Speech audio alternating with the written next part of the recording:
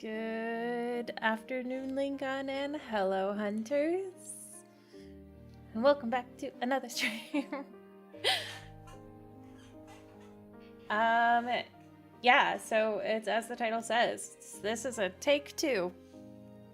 This time my internet is not going to go down. They did warn me last time that it was probably going to go down. However, I did not heed their warning, and that was my fault. What is their fault is that they did take 2 days to fix it, though. And I was very upset about it. Let's go ahead and get me hi, guys. So we're gonna wait a minute, give some people some chances to get into here. How's everybody doing? Is everybody doing good? Doing swell. I have today off. I didn't have to work today, so I thought today was the perfect day to get the rest of the stream done. Today we're just gonna do Rafayel's story. Since we covered everything else last stream, we're just gonna go ahead and do his story. Hi, Nina.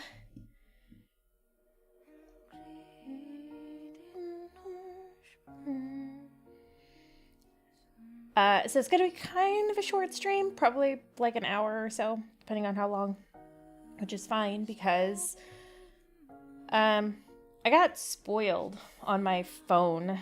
So last time I told you guys that I got a tablet, and the tablet didn't run the game the way I wanted it to. It was, let's go ahead and turn this down. We'll go ahead and get our actual in-game audio up. The game didn't run the way I wanted it to on the tablet, which is my fault because I opted to get a cheaper tablet. So we're back on the phone today, which is fine, because my phone, ironically enough, runs the game on high real well. But I will be getting a tablet. I'm gonna go later on today after the stream to go get a different tablet so that we can have a bigger screen for our boys and it just runs a little bit better. But how's everybody's day? I hope everybody's having a good day, actually.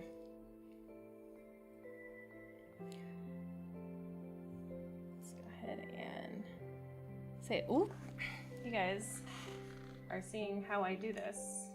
Let's go ahead and close this down. There we go. Okay, some adjustments. There we go.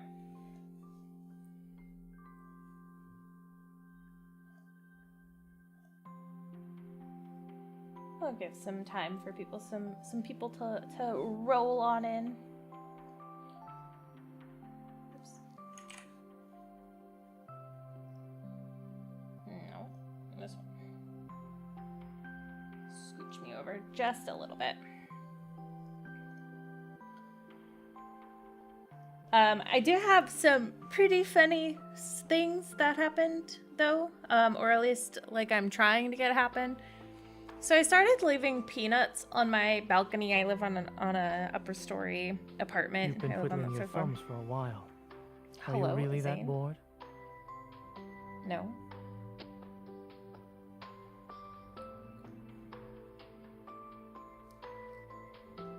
Oh, this is still off. Anyway, you guys are gonna see me make some adjustments. I live on an upper story balcony, and I've been leaving peanuts on my...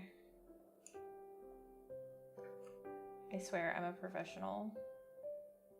I've been leaving peanuts on my balcony, and birds and creatures have been taking it, but really the reason I started doing it was because I wanted to start feeding the crows in the area because I'm unhinged. There we go. That's...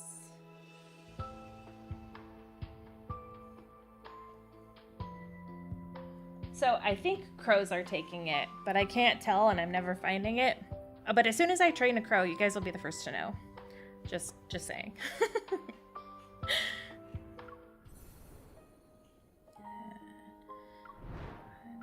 Prologue up tomorrow.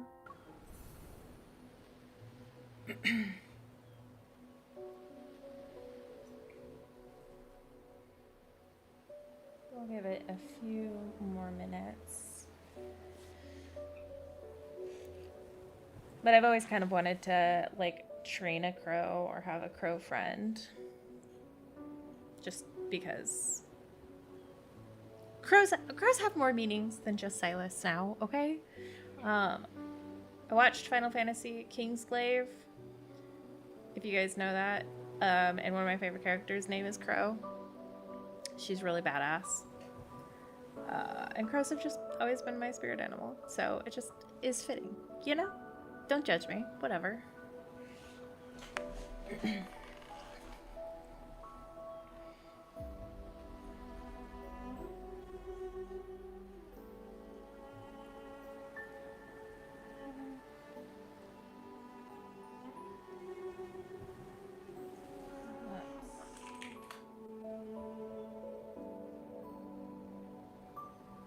Apparently I was not as prepared as I thought I was.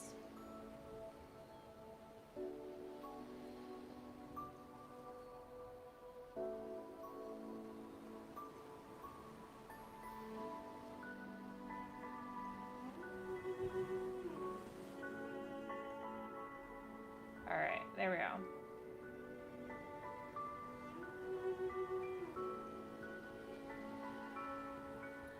Alright, I believe we can just go ahead and get started on this.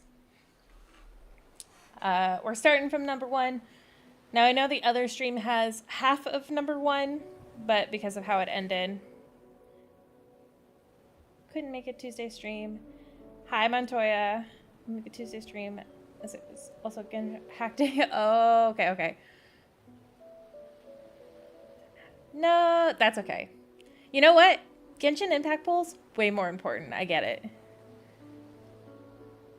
That's okay, because you didn't miss much. Anything you missed, you can watch on video, but the actual story was cut in half because of my internet problems, so TV was searching for my phone to go. That's okay. Oh, so you heard my ramblings.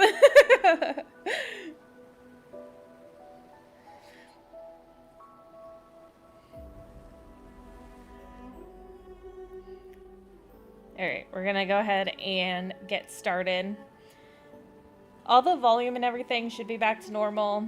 We're back to square one with everything. Hopefully the next stream though will be done up pretty good, so we'll see.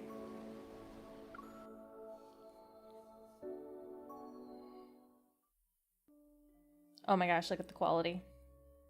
Crows eat peanuts. They do eat peanuts. I looked it up. They actually eat a lot of things.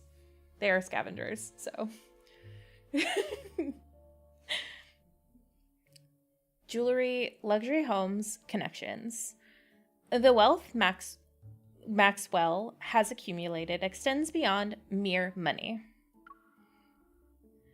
According to insiders, Maxwell, who made a name for himself, possesses exceptional jewelry appraisal skills ever since he was young. The banquet he's preparing for his wedding anniversary this year will be held on a private island, and invitees are wealthy celebrities. It'll be hard to get close to someone like him. Besides, this person is already on the association's watch list. Hope some of his dough passes you by. Peanuts failed. Try jumps. I tried a I have a quarter on my balcony too, because I'm hoping maybe one day they'll take something shiny too. Looks like I'll have to tap into my precious connections to complete this mission. Yeah, we're just gonna start from the beginning again.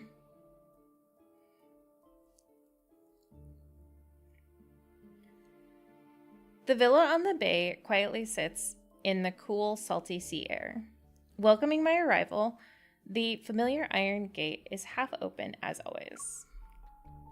I need to remind him that his habit of leaving the door open should be broken.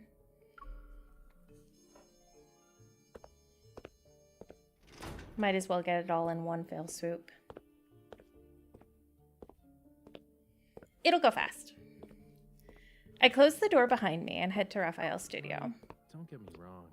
It looks so much better. But your position still isn't visually appealing. There's another person here?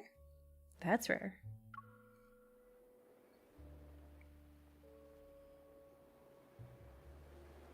The wind blows open another door before I can reach it, and the sound of waves resounding inside the house rushes to greet me. In front of the large floor-to-ceiling window, an unusual figure swings their arms as they're bathed in sunlight. Rafayel? Oh my gosh, look at the quality of his outfit. So much better. Rafayel, dressed in formal clothes, turns around.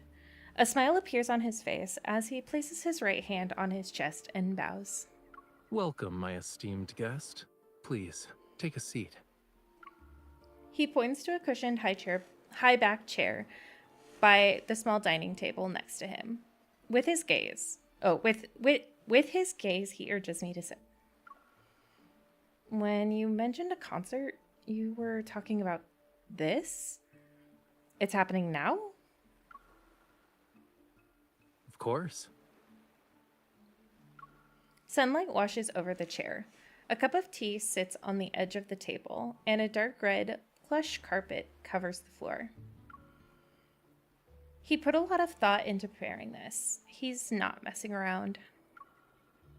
Since the audience is here, the concert can officially begin. I can't help but let my gaze fall on the thin paintbrush in Raphael's hand. Watch closely. This isn't just any paintbrush. It's... Raphael slightly lifts his chin to create suspense. Then he turns back to the floor-to-ceiling window. He holds the paintbrush and poses. If I'm not mistaken, that's the pose of a conductor does. Is everyone ready? I look around the room again. I'm the only one here. Even if we count the beach, only a few seagulls are perched nearby. They're preening their feathers. Cookies. The seagulls on the beach suddenly turn their head towards Raphael. They stretch their necks and squawk loudly. Hold on. There's no time. Lemons. I like how he says there's no time. The joyful cries of the seagulls immediately change at the same time. They hit a difficult high-pitched note and hold it for a while. The cool sea breeze lifts the hem of his suit and blends with the wonderful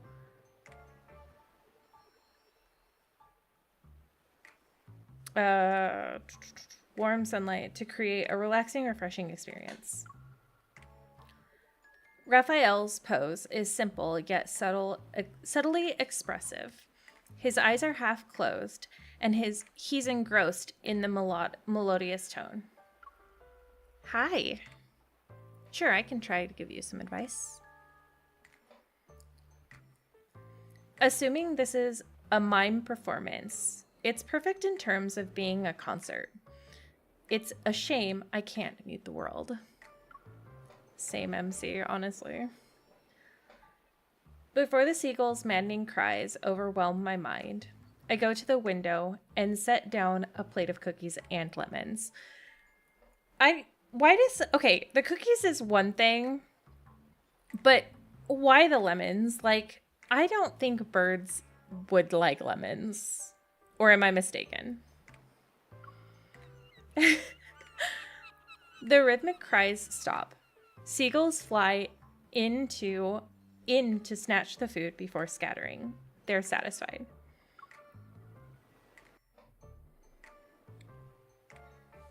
Excuse me. Yes, please pout some more, Raphael. Raphael watches the seagulls disband. He reluctantly puts down his paintbrush. Not only did you interrupt the conductor, but you also fed the orchestra during a concert. I've never met an audience member as audacious as you. Weren't these supposed to be bribes for the seagulls so they stay quiet? Okay, I guess that was pretty obvious. Tell me to bring noise-canceling headphones next time. Raphael points to the earbuds, headphones, and pillow on the sofa. I think it's pretty clear how I've spent these past few days. These seagulls are so noisy that I can't get anything done, you know. If I don't find a way to discipline them soon, I'll have to resort to drastic measures. The seagulls finish the food on the plate and flap their wings. They fly towards the azure ocean. Well, a hasty curtain call is to be expected for a seagull performance. Story-wise, I'm only just past this point. But of these three branches past, this one is by far my favorite. This one is really good. There's something very charming about Raphael and just how he is in general. Also, don't know how long I'll be able to stay. Hopefully the whole stream. Hopefully the whole stream. It's not going to be a very long stream. It's just to make up for last time. The weather's so nice today. Do I have the honor of inviting you to afternoon tea since the concert's over? Yes, you do. Twirling the paintbrush in his hand, Raphael walks to a small dining table. He lifts the tablecloth with the paintbrush handle. I was planning to surprise you when it ended, but I suppose my plans can never keep up with you. Oh, don't worry, Nina. I appreciate you wanting to, though, and it does make me happy that you want to take the time to do that. Was the concert only the beginning? Is this the real reason why you invited me over? No. The aroma of food lingers in the air as Raphael pours me a cup of hot tea. His gaze implies there's more that meets the eye as it's reflected in the drink's ripples. I heard some rumors, and even if I didn't invite you, you'd probably find me of your own accord. I mean, it's almost like we're bonded. Weird. Looks like the sea breeze is good at carrying news. Since you left the N109 zone, certain eyes that lurk in the shadows are waiting for the play's next act. Problems keep coming up.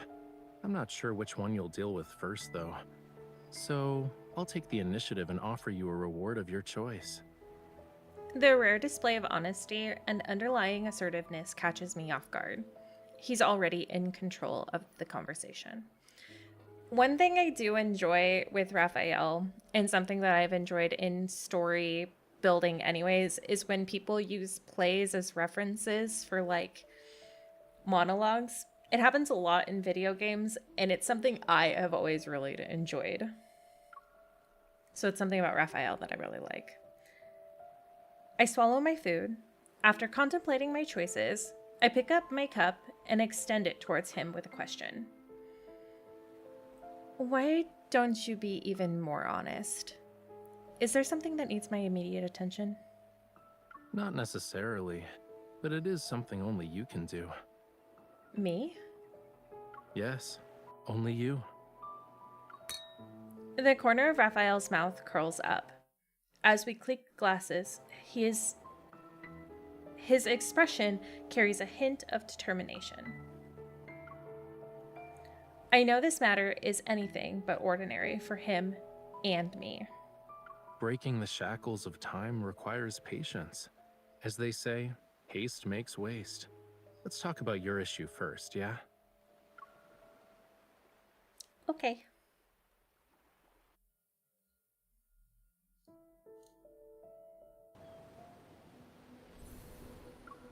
Number 2. Let's go. Also, I know I said this last stream, and I'm going to re-say it again since this is going to actually go up as a video. I really want us to be able to go into the guys' bedroom, and I really hope they decide to bring nap time, because look at this place. This is like an artist. Well, of course, Raphael's whole like studio is like an artist's dream, but this bedroom is absolutely gorgeous. The well-known tycoon, Maxwell, is on the association's watch list for suspected involvement in illegal protocore smuggling. At the last auction he attended, he bought a set of jewelry that wasn't top tier for a high price, and claimed it was for his wedding anniversary. Would a wealthy entrepreneur skilled in jewelry appraisal make such a mistake? Another game. Night and Light has this. Oh, does it? I saw that MLQC has like a napping option too, so you know, who knows?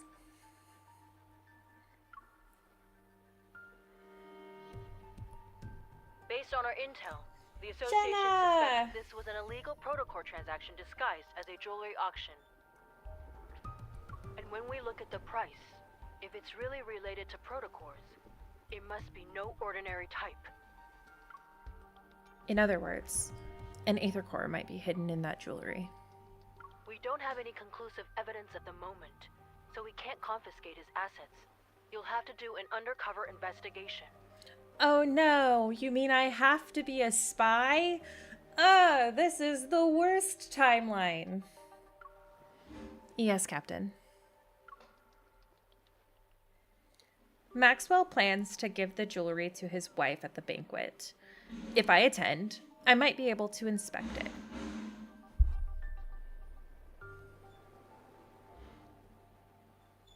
Of course they decided to take the garbage out right now. Oh, really? That's cool. I really want different locations instead of being cooped up in the cafe. I really hope that that's something that they start implementing soon, is the different again. Not again. Oh, man.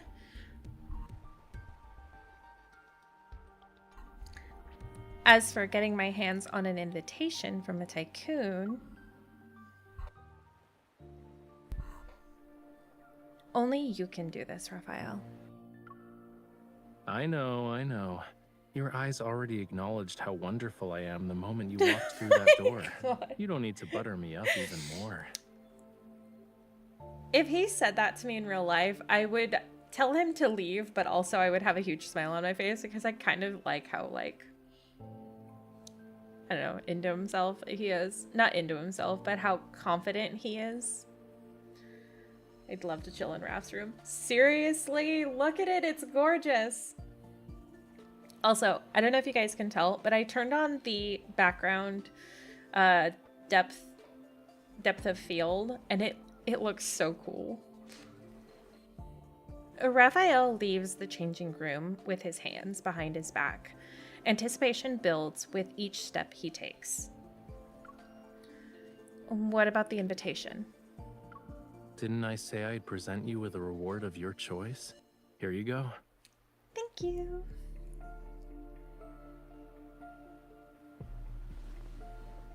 A shadow falls in front of me.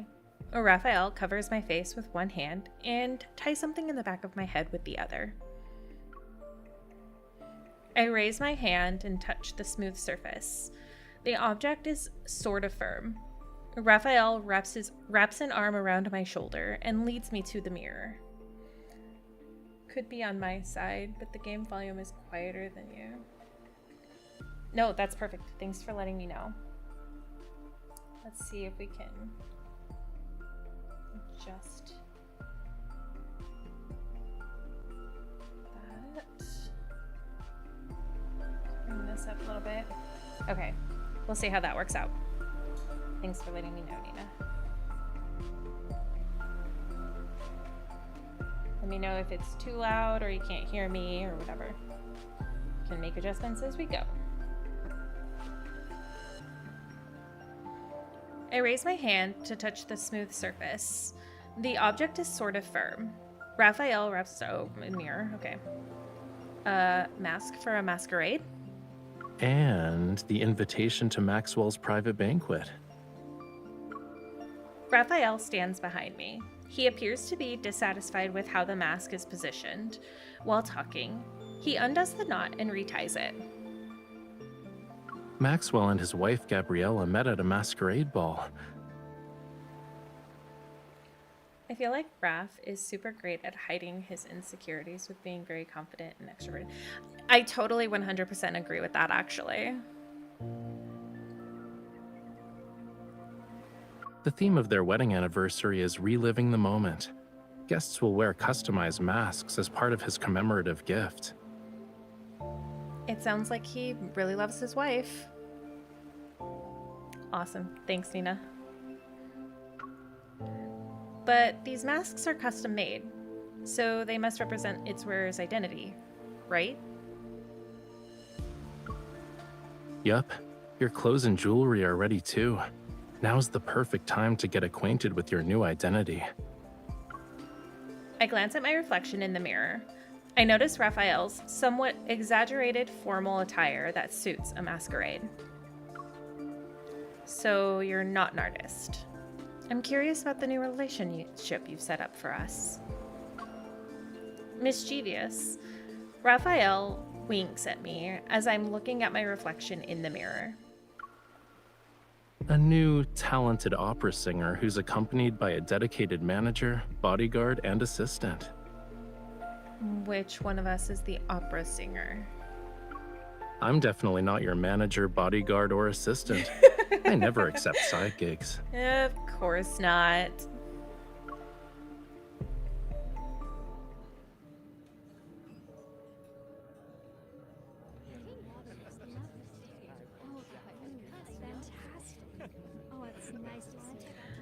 I agree, and I think we need more dance scenes. I'm just saying, more dance scenes. They gave us one with Silas. 3 days later, on a luxurious yacht, the banquet is in full swing. Melodious music accompanies the event. I quietly touch the back of my head. The mask is on my face, and the strap shows no sign of becoming loose.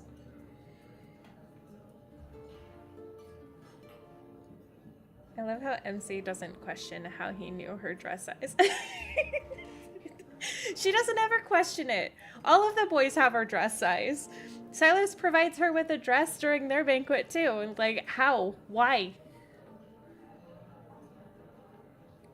That's an excellent point. I didn't realize it before, but now you have a way to, I definitely.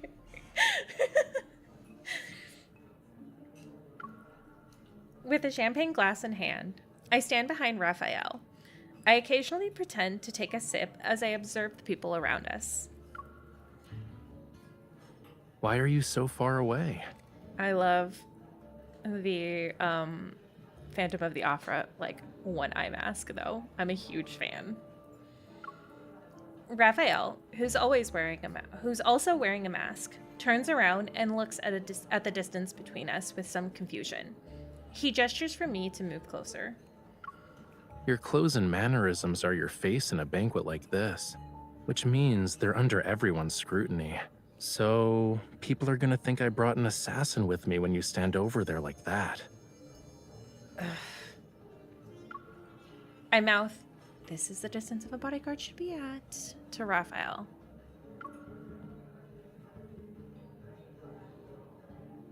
Oh, look at that sad face.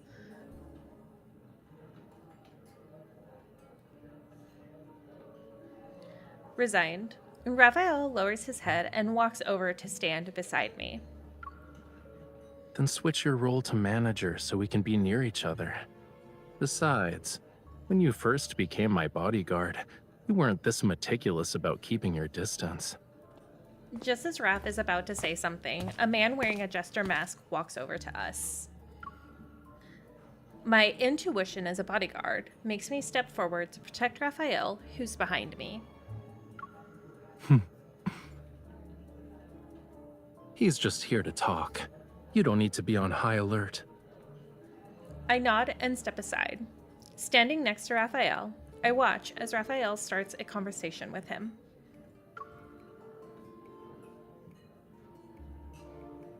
Your bodyguard is competent. Thanks? Was that a compliment, or was he being kind of like me? Smiling, Rafayel looks at me. Being modest would be a disservice to her. Having her around is the best thing that's happened to me.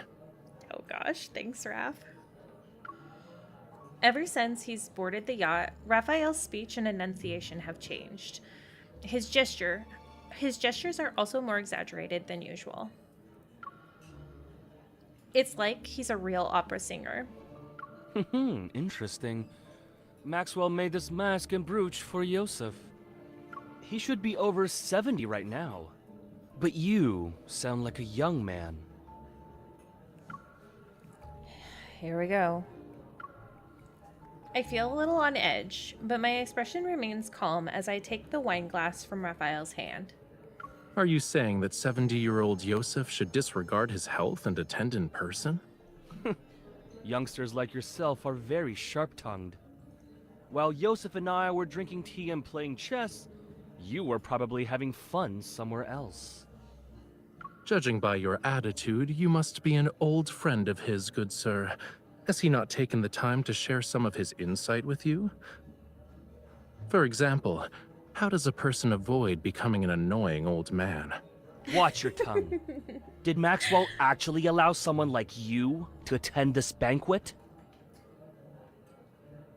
I love how quick-tongued Rafayel is, though.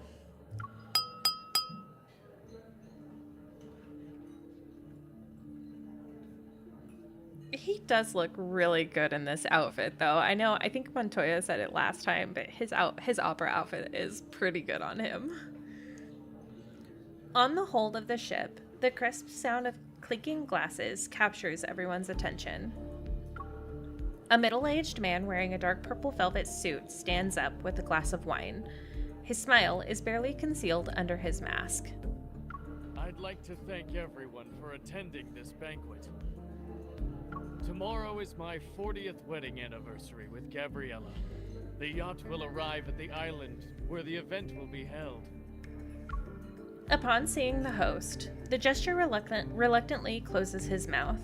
He angrily glares at Rafayel before walking away. Rafayel adjusts his mask and discreetly curls fingers at his side. He's beckoning me. Once I'm next to him, we start quietly talking to each other. Is it time for Plan B? Yeah, remember to act natural. Leave the dramatic parts to me. I can think of an outfit he has. Oh, yeah, no, seriously.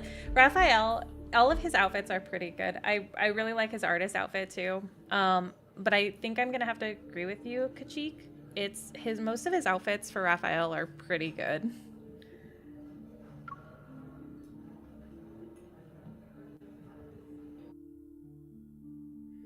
Because there's a few outfits on the other guys where I put them in it, and I'm like, I don't really like this outfit. But I don't think that's the case for Rafayel.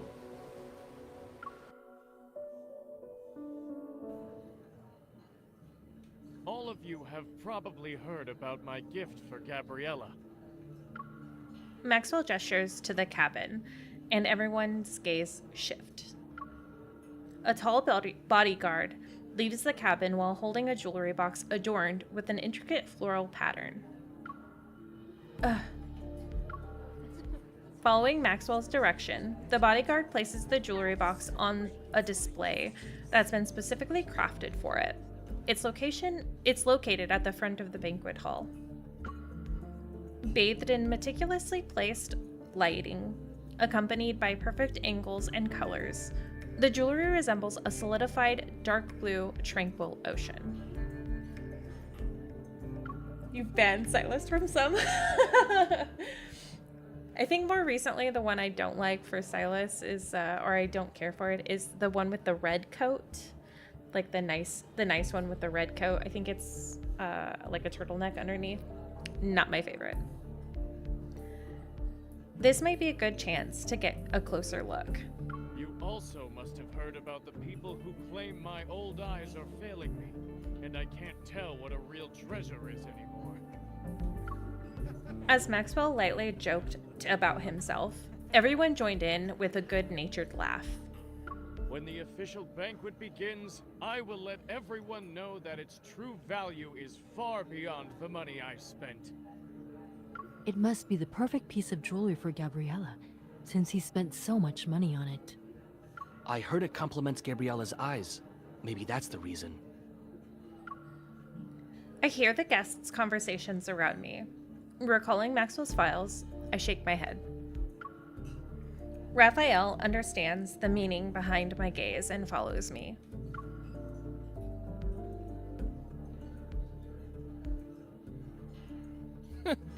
You can't wait to get closer to Maxwell. He's annoying. The jester follows us, and his unabashedly rude remark catches Maxwell's attention. What's going on? As soon as Maxwell walks away from the display, the bodyguard carefully closes the jewelry box, picks it up, and leaves the way he came. Rafayel and I exchange a glance and decide to stay still for now. This is good. Maxwell, would you kindly introduce this young man? Who's this young man wearing Yosef's family brooch? He's strutting around like he's some kind of VIP. Careful. Jealousy doesn't suit you. Sir, please keep your distance from my employer. What are you talking about? People like you can't even dream of talking to me. Hold me back, Raph. Hold me back.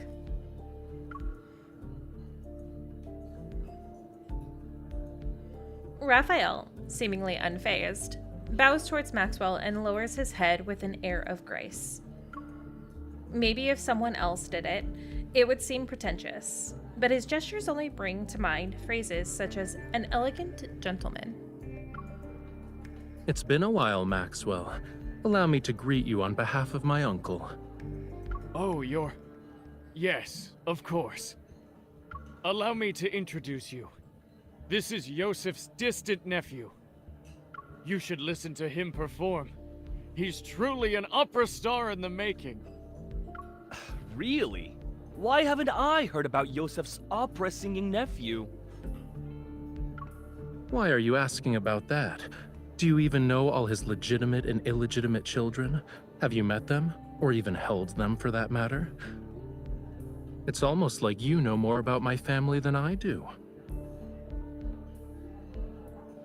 The jester guy is giving off, I think I'm better than everybody else, but no one really knows who I am. He like walks into the store and he's like, do you know who I am? And everyone's like, no, we don't. The jester is taken aback. He's about to speak when Maxwell interrupts him with a cough. Indeed. Why must a person meddle in another family's affairs? You should work on that nasty temper of yours. Understanding the implications of Maxwell's words, the jester presses his lips into a thin line and mutters under his breath. He's somewhat displeased. Somewhat? MC, what are you talking about? He's really displeased. That explains why you're so arrogant. You're an illegitimate child. I sense a bit of projection. Annoyed, Rafayel puts on a stern expression. I position myself between him and the jester.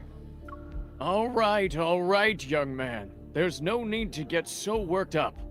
I just heard your bodyguard threatening an elder. That's not right. Sorry, I can't do anything about that. My bodyguard, who's also my manager, has a bad temper, especially when it comes to people offending me. I can't just ask her to stop being so protective of me, can I? Maxwell raises an eyebrow before understanding the situation. One of these people that wishes they were important. Truly powerful people don't need to flaunt it. Exactly! Ah, youth. For my sake, why don't you all calm down? The night is still young. There's no need to waste it on trivial matters.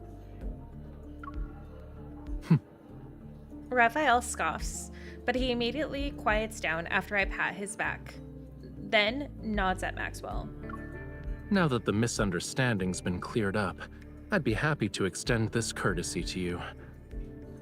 Let's head back and rest for a bit.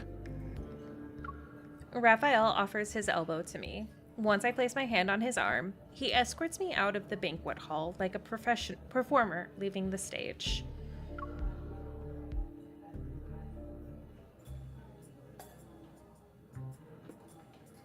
Raphael heads to a secluded spot. He slows down, leans towards me, and exhales. Acting is so exhausting. Rich people have weird hobbies. But thanks to him, no one will question us. It should be smooth sailing for our future operations from here on out. It's a shame the script changed from nephew to illegitimate child. There shouldn't be any problems, right? The old man has countless illegitimate children. No one would bat an eye if word got out. At best, we'll get a few more disdainful looks. That's good.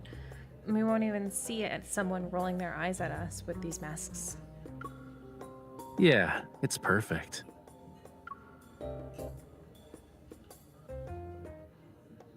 It's perfect. It's the perfect plan. Until it's not anymore. Alright, number 4.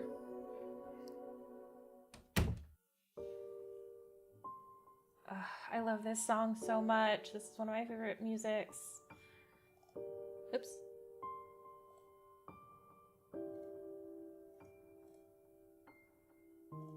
There we go. I wasn't sorry. I wasn't able to get close to the jewelry, so I didn't sense anything unusual. My hair hides the strap at the back of my head. Seeing me struggle to find it, Rafayel helps me untie it. I can't help but rub my face the moment the mask comes off. It feels a little stiff. Your target this time is Hi, jewelry? Deepspace.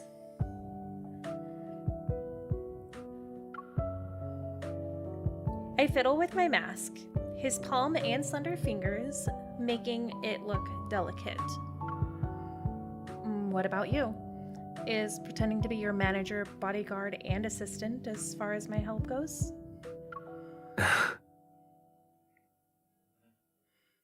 He gazes out at the ocean, his exposed half face showing a pensive expression. Don't worry. I'll tell you everything when the time comes. I'm not saying anything now because I'm worried the info dump will overload your brain. What is that supposed to mean? Rude? Now I'm even more curious. Surely you have other questions besides what I'm actually after. Why not ask a simple one? You're wearing a disguise for a reason. Are you hiding from the people who posted your bounty on the dark web? It's part of the reason, yeah. But I have other enemies. Other enemies? They're also on this ship? They're also on this ship. I like how he answered that question. I expected as much, but I still let out a soft sigh. Why do I always feel like you're dragging me into trouble? Don't worry about it.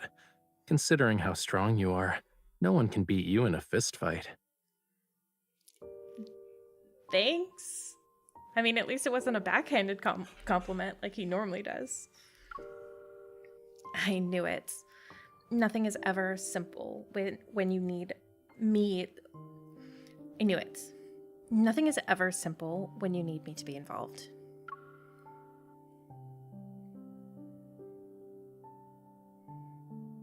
Rafayel keeps smiling. He lifts my right hand and gently presses it against his cheek. It's a gesture of gentlemanly courtesy. I guess I should apologize, huh? But I have a feeling that's not what you want right now. What do I want, Raf? His mask has more decorations than mine. Its rough, uneven texture creates an illusion of warmth as it's caressed. My fingers trace the edge of the mask and descend to his jawline. I almost touch his skin. Can you guess what I want? A mission that won't let the night go to waste? Absolutely. My hand lands on Rafayel's wrist, and I pull him towards me. Correct. I'll wait until the dead of night to pull off the grand heist. Want to be my partner in crime? The mask's frozen smile is brimming with the vitality Rafayel has infused into it. It almost comes to life as its wearer gazes at me. The sea at night is the perfect stage for a magnificent performance. I'm honored I get to share it with you. Thanks, Raf. I'm honored I get to share it with you also. All right, time for Operation Take Back the Jewelry and Send It Back to the Association.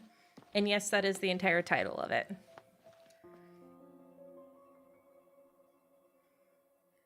While the guards change shifts, the corridor is empty.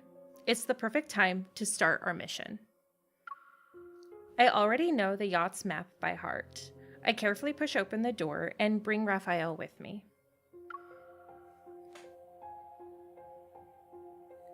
Take a left at 3594. Go up the stairs and then take another left before walking to 4136. Go through the side door and cross the terrace. That's how we reach the security room. Are you sure we won't get caught by the patrolling guards? Of course. Don't forget, I'm not doing this by myself. I adjust my earring, or rather, it's a small communication device designed as an earring. The guard schedules, patrol routes, and vault passcode are all in this. Your association is truly a gathering of hidden talents. Thanks. I'll make sure I send that compliment to Simone. Hurry up. The passcode changes every 10 minutes. It'll be tough if we miss our chance.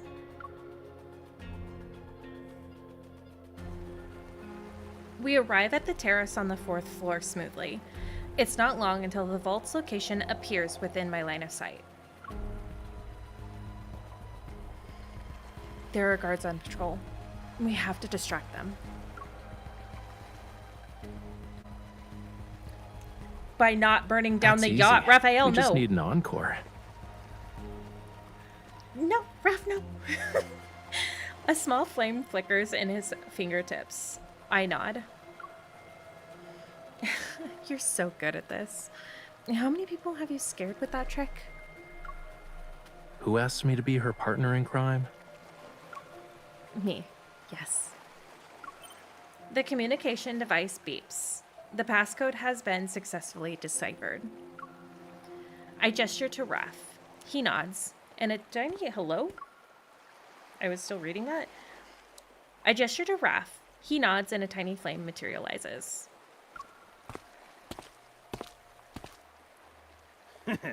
You're a good man, Maxwell. Spending a fortune just to make your wife smile. I appreciate how Raph always trusts she's strong enough to take care of herself. Like the fistfight comment and when. That's one thing that I like about most of the guys. I think Raph is a good example of it, though, where he sort of he might give her kind of a backhand compliment, but he definitely 100% trusts her to be strong enough to take on a fight. My small gift pales in comparison to your company's wealth and power. Why is Maxwell here? Here. The sound of laughter gets closer. Rafayel opens the hatch in the corner of the floor and pulls me down. The door silently closes and our surroundings darken.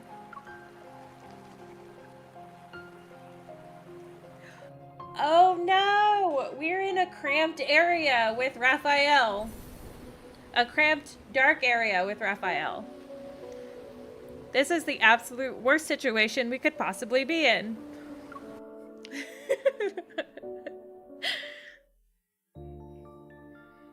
Oh my gosh, they have to use this music too.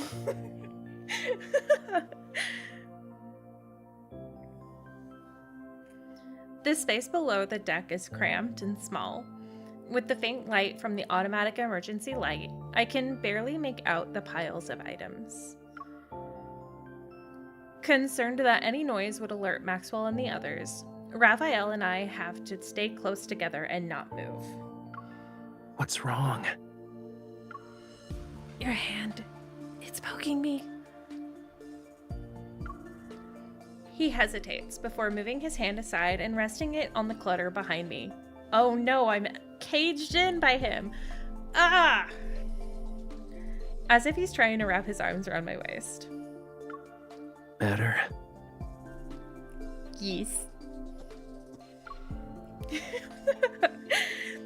Against the hazy light, his figure is hard to discern, but the depths of his gaze are front and center, profound as the ocean itself.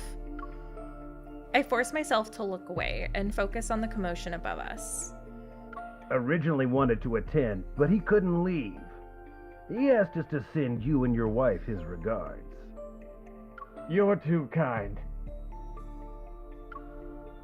Can these people, like, talk about their everyday lives somewhere else? Is the passcode about to change?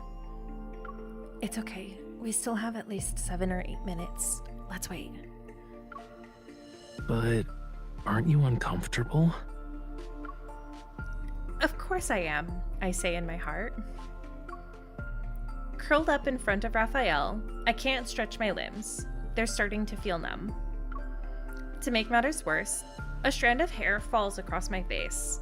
It's almost in my eyes.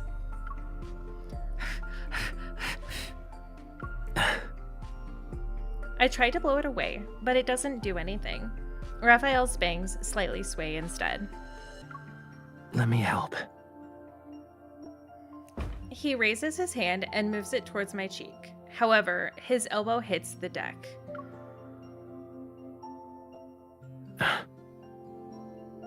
Luckily, the people on the deck are still chatting and laughing.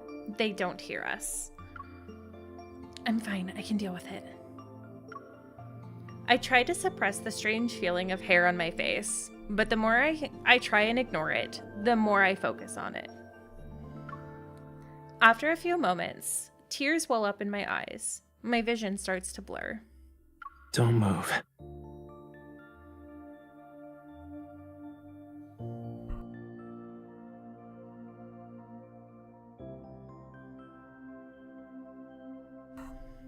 He lowers his head. Suddenly, I can see him in a much greater detail. He's so close that his eyelashes almost brush against my cheek. Accompanied by a faint warmth of his breath, his nose touches the area between my eyebrows. Following the curve of my brow ridge, he slowly moves that annoying strand of hair to the side. I'm gonna be honest, if I was MC, I would instantly fall in love with him and I wouldn't be able to turn back.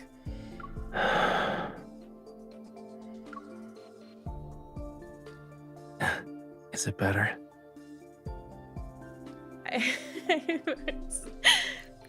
Absolutely, MC. I force myself to nod calmly, trying to ignore the heat rising in my cheeks.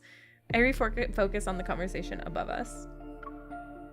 And somehow, in the span of a few minutes, their conversation has changed completely. Please think this over, Maxwell. As long as you're willing to give up Jewel Reef, feel free to name your price. This would be a great opportunity for you to collaborate with Ever again, don't you think? I'm sure your wife would agree. Ever. A bit of doubt flashes through my mind when I hear that name. How she can resist? Because I know, Kaching. I would totally the mission would be over. I'd be like, fuck the mission. Judging by their conversation, this isn't the first time Maxwell has been involved with Ever. Is his protocore smuggling business related to them? I already told you. I'm never selling the island. Stop asking. Maxwell, we've been very sincere. Being at each other's throats won't benefit anyone, right? Are you threatening me? Oh, no. We wouldn't even consider it. Oh no, Ever threatening people? Ugh, the absolute nerve that you would think that. But your anniversary is coming up. It'd be a shame if something went awry to ruin the event.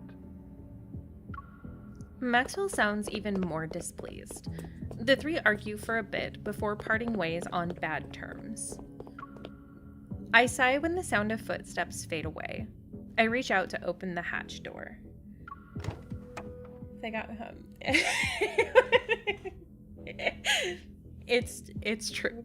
I mean, it's a great cover. Making out's a great cover. There's a reason it's used often. Are they gone? Yeah, you can come out now. We'll be able to make it if we hurry. Rafayel leaps onto the deck first. Then he turns back and pulls me up. Sneaking around on a yacht is more annoying than fighting wanderers. Really? Your reflexes and skills are remarkable. You might want to consider working as a spy. Thanks, Raphael. No thanks. That means always being in a life or death situation. I just want to focus on staying alive.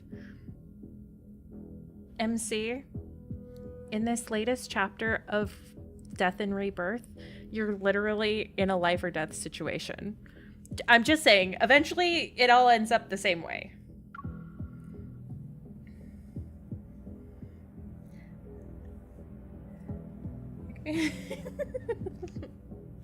After closing the door, see, Nina even agrees. After closing the door, I'm about to stand up when I notice a figure in the distance. It's Maxwell again.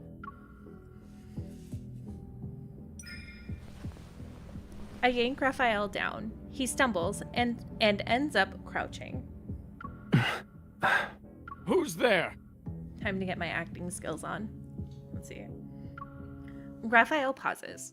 He quickly realizes what's happening. Reacting faster than me, he cups my cheek. Why are you crying? Are you feeling unwell? Or did I do something that made you upset? I'm not crying. I frown, pretending to be angry and aggravated as I look at him. Yes, yes. But look at your face, cutie pie. Your cheeks are puffed out like a hamster's. Didn't you say the grape mousse at the banquet was delicious? We can order another one later. Stop using food as a way to make me feel better. You don't want to eat it? I do. I knew it. The performance successfully makes Maxwell stop in his tracks. He squints to scrutinize the two of us. Are you... Maxwell? But really, though, they aren't an undercover mission. She is on multiple cards with different allies. She might as well be one considered one. I know, seriously. He's a bias wrecker for a reason. The assistant treats her. They do. Raphael turns his head. Upon seeing Maxwell, he appears surprised. He quickly helps me stand up. I wipe away my imaginary tears, lower my head, and pretend to awkwardly hide behind Raphael. Good evening. This is embarrassing to say the least. Did you have a fight with your girlfriend? It's just one of those lovers' quarrels, you know. It's not a big deal. I thought we could take a breather. I see. He sounds like he doesn't believe us. I can't help but feel nervous. Just then, a guard on patrol quickly approaches us. Puzzled, his gaze flits between us and Maxwell. Mr. Maxwell, is everything all right? You're just in time. I have to tell you something.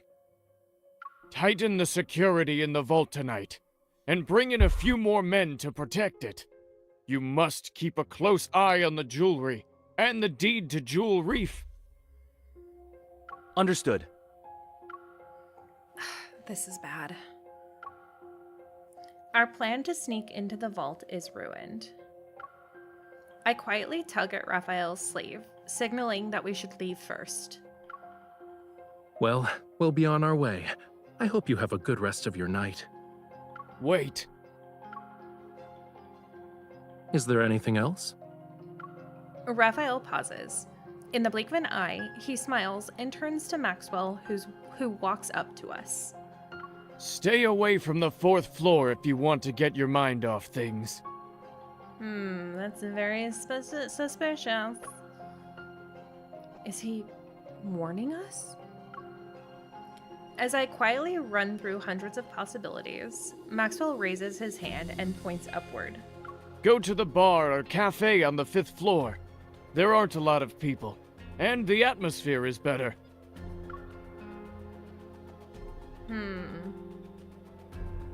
Maxwell... suspicious AF. Just saying. Alright, we're halfway there.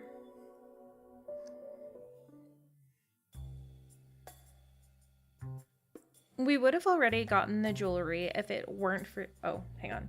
That's in her voice. I gotta re-say that. We would have already gotten the jewelry if it weren't for those 2 island buyers. Missing the opportunity that appeared before us, we returned to our room. And even though I'm upset, I have a new suspicion. There must be something ever once on that island. Otherwise, they wouldn't be so focused on it. Who knows? Maybe they have too much money to spend. I mean... Rafayel removes his mask and sets it aside. He rubs his wrist. Before I injured my shoulder, now it's my wrist. It seems like my hands have to get tortured somehow whenever we're together. It was an emergency. Are you hurt? Let me see. Hi, Dolly. Of course I am. Look.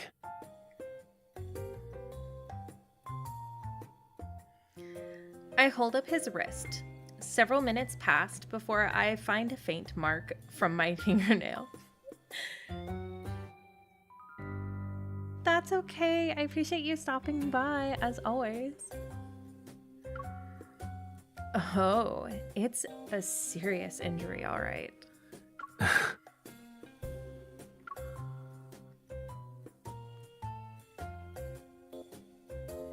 Rafayel unbuttons his cuffs, loosens his collar, and sinks into the chair. He eases himself into a comfortable position. Are you still thinking about the jewelry thing? Yeah, Rafayel, that's kind of why I'm here, is for the jewelry thing. He is baby. We love our big baby Raph, though.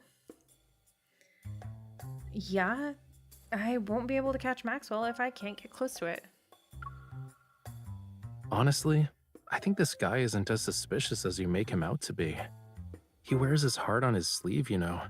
He's wealthy and hopelessly in love.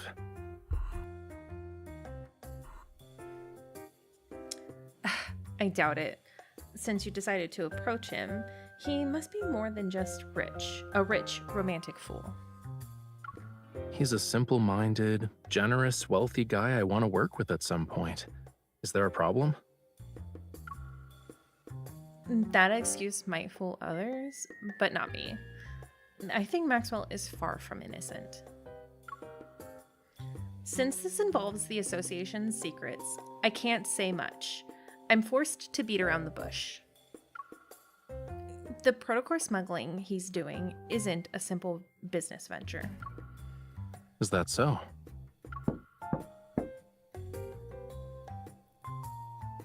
Okay, I don't know if you guys have heard Silas's most recent Secret Times, the Midnight Feast one. But every time I hear a knock now, all I hear is Silas going, "Who is it?" Why would anyone be looking for us at this time? Did we get noticed? I can't help but be on edge. Relax. You're practically wearing "I'm not innocent" on your face right now. Even if they have ill intentions, do you really think the two of us can't handle it? You're right. Rafayel opens the door, but before I can see who it is, he turns around. He's holding a tray. Grape mousse? Aren't you hungry after working for a whole night? Absolutely. I'm starving and I could always eat. The lighting on the small terrace outside the room is gentle. With the refreshing sea breeze, we have a nice dining spot. However... It's okay if you don't want to eat mousse, but don't be a meanie to it. I realize the dessert is a mess because I poked it so many times. I'll eat it. I devour a spoonful of mousse, but it's not long before I'm thinking about the jewelry again. It'll probably be on his wife's hands once the ship docks tomorrow. At that point, approaching it will be almost impossible. Do I have to talk to his wife? I'm not good at lying. I see you're genuinely hungry. He scoops the grapes off his dessert and gives them to me. If you can't come up with anything, stop thinking about it for now. Where there's a will, there's a way. Maybe we'll get our chance once we reach the island. Shouldn't those two Ever people be a bigger problem than Maxwell? Their obsession with buying the island is a little weird, but you can't blame them. To be young If you and not compare accuse Ever to Ever of Maxwell, everything. then that protocore smuggling stuff isn't something to be concerned about. I'm a bit surprised, but I start thinking. Raphael's intelligence network is complex and full of secrets. If he's saying this, then he probably knows something. You do have a point. I'll keep an eye on them. Too bad I didn't get to see those two. Oh, too bad I didn't get to see those two. We should try to follow them in case.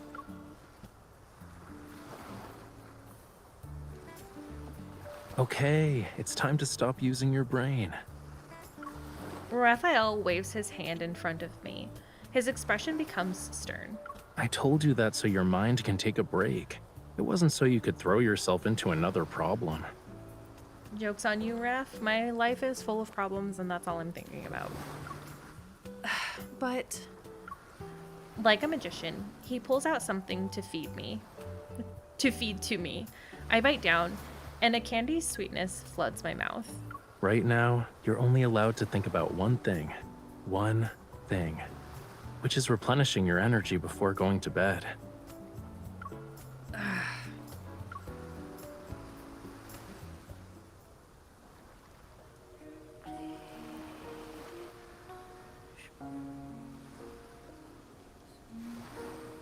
I love the siren song.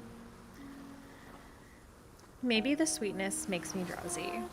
Hearing the churning sea, I vaguely remember resting my head on a pillow and closing my eyes. Before I realize it, I'm slowly falling asleep. The sound of waves reverberates near my ear and slowly flows into my dark dream.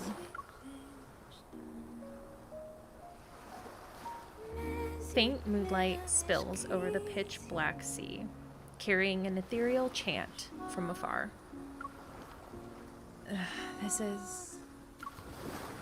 I feel like I've been here before. As if sensing my arrival, the singing grows more peculiar and sad, as if it wants to convey something to me. An inexplicable sorrow stirs in my heart and mingles with nostalgia. I can't help but reach out to that elusive melody. Yet the waves surge and the sea roars and swells under the howling wind. It's at that moment the song dissipates. It drowns in the raging torrents.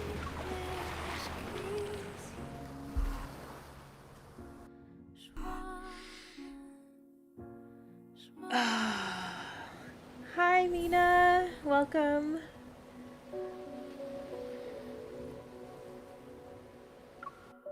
All right. Jewel Reef Island. We've made it. Ladies and gentlemen, we'd like to welcome you to Jewel Reef. We are gathered here today to celebrate the wedding anniversary of Mr. Maxwell and Miss Gabriella. We have prepared various means of transportation for your use. You may relax at your lodgings or explore the island. What's most notable about this island is the extraordinary blue hole situated at its center. It's a rare marvel of the world. The next day at noon, the yacht reaches the island. A middle-aged butler welcomes the guests. The ceremony will be held at 7 o'clock this evening. Transportation will be arranged to ensure all attendees can make it to the Manor's banquet. The butler guides each guest to the cars individually. With a smile, he turns his attention to us. Do you need anything, sir?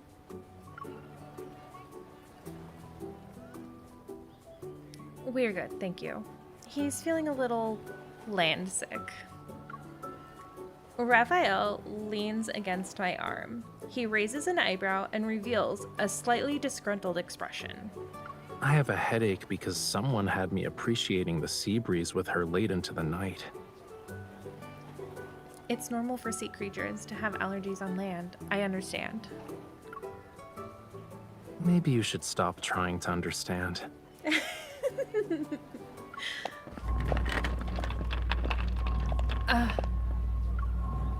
At that moment, it's as if a delicate string tightens around my heart. A faint tremor ripples through me. I turn around to see several guests and guards escorting a safe. Behind me, they pass by. The jewelry. There's definitely something off about it. Unfortunately, my hunches aren't enough to justify a proper investigation into the jewelry. I still need to figure out how to get an accurate data on the jewelry with my watch. Once I have that, the association can officially start an investigation on Maxwell. Confronting these guards head on isn't impossible, but cleaning up the mess that would come after will be troublesome. Chill out. Once we're at the banquet, she'll wear the jewelry. You'll have plenty of opportunities to get close to it then. I can only hope. Wait, do you have telepathy or something? How did you know what I was thinking? Is it really that hard to guess? A car appears and stops right in front of us. Raphael opens the door. He grabs my shoulder and turns me around. Save the challenges for tonight. We're on an island vacation. Are you really going to spend the whole time frowning? Excuse me, sir. Do you know where we can find the best view on this island? Can you take us there? Before I can refuse, Raphael gently pushes me into the car. Didn't you have a headache? Now you're fine? He immediately rests his head on my shoulder. Nope.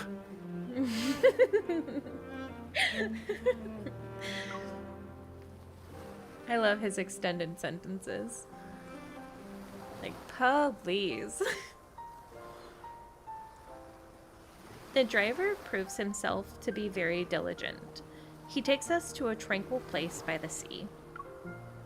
Raphael and I walk on the grassland.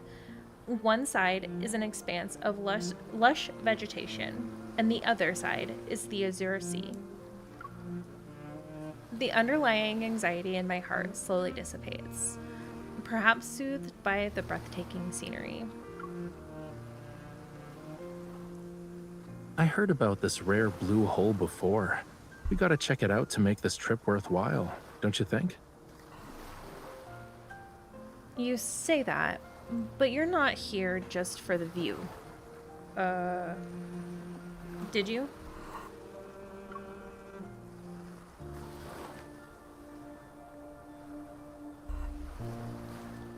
You said you needed my help. However, you didn't do anything on the yacht. That means your real goal is related to the island. Not bad. You want to keep going and guess what I'm aiming for? I start to think, if there's one thing that Raphael is particularly interested in, then this place is related to Lemuria. They say time works its magic on everything. Who knows? Maybe this tiny island was once a small garden in Lemuria, thousands or millions of years ago. I can't say for sure if it was a Lemurian garden, but many, many years ago, this place was part of the ocean. He crouches down and separates a small cluster of grass to unveil the rugged, rocky surface below. Look, These are traces left behind by a coral reef. I crouch down next to him. I look closely, but I can't make out anything. It's been eroded over the years, so it's not obvious anymore. Once upon a time, in an era beyond anyone's wildest imagination, this place wasn't covered with grass. Coral reefs stretched as far as the eye can see. Shells and countless sea creatures, like fish, shrimps, and crabs, used to call it home. Distant and intriguing, the land was a realm of unfathomable mystery to them. But in the end, their once familiar homeland turned into the strangest of worlds.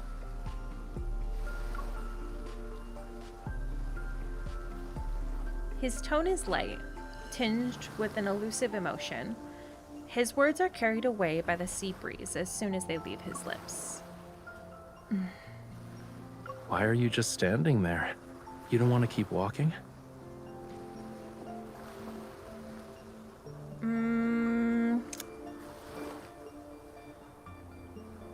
Let's do the first one. I don't think MC would want to just look at him or like say that shit. Are you thinking about your homeland?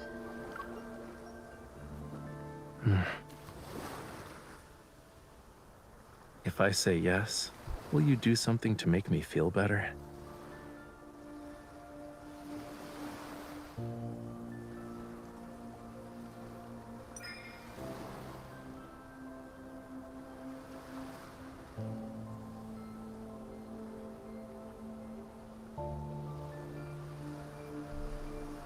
Of course. I'll give you a head pat. Just like this. You're not using this as an opportunity to mess up my hair, right? I would never.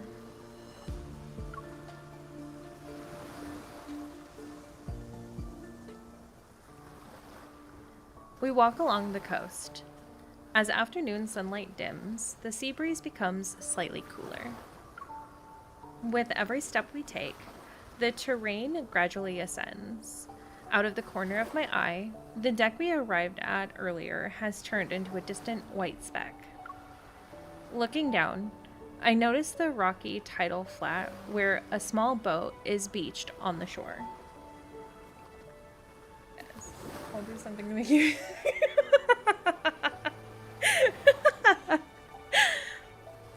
Facts, though. Is that supposed to be a decoration? Judging by its structure, it looks like an antique from a few centuries back, but it's in good condition. The main sail and jib are intact, and the hull looks fine. Once it hits the water, it'll be gliding through the waves. At the very least, it's more reliable than the boat we took to Hat Island. Rafayel clears his throat and looks away. He pretends to be nonchalant about it. Smiling, I meet his gaze. Speaking of which, don't you think we have quite a strong connection with boats and islands and all of that? The last time we were on an island, we basically got shipwrecked and ran into some wanderers. Who knows what sort of surprises are waiting for us? I guess there's a lack of faith, huh?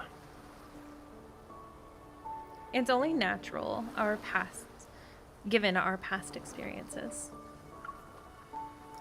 Take this moment, for example.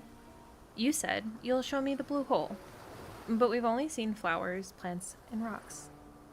Whoa, easy there, cutie.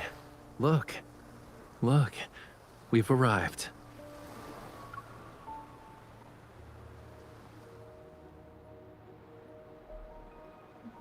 Different from the coastline earlier, a deep blue sea appears before me. A massive blue hole is nestled beneath the circular cliff, where the sea seems to have ceased flowing, transforming it into a mesmerizing blue gem. I am so sorry.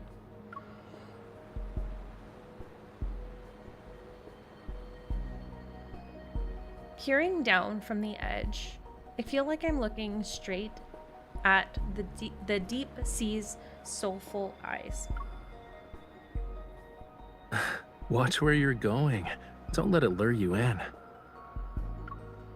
Rafayel grabs my arm and pulls me back. Well, Maxwell picked a decent venue. This is actually the best spot to view the blue hole. I look into the distance and spot a cluster of mansion-like buildings on the lower land across from us. A few figures can be seen. Waiters are preparing for the banquet. It's beautiful. No wonder Maxwell chose this place for his wedding anniversary. It's not just beautiful. He picks up a small stone and throws it in. It lands on the edge of the blue hole before vanishing into the dark blue depths. The oxygen levels are super low in the blue hole, and light can't even reach it. Barely anything can live there. So, over time, all sorts of rumors about it began to emerge. Some say the blue hole is a gateway to another world. Others believe it hides countless treasures. People tend to have wild imaginations when it comes to unreachable locations. But there's not any concrete evidence to debunk these rumors. An unimaginable secret might be hidden in this blue hole. Rafayel turns his attention to the blue hole. His clothes billow in the wind, and he looks like a bird ready to take to the skies. As if at any moment, he's about to dive straight into the profound, dark blue abyss. An inexplicable tremor reverberates from the depths of my heart. Yet, I'm not sure if Rafayel's words or a distant call from under the sea caused it.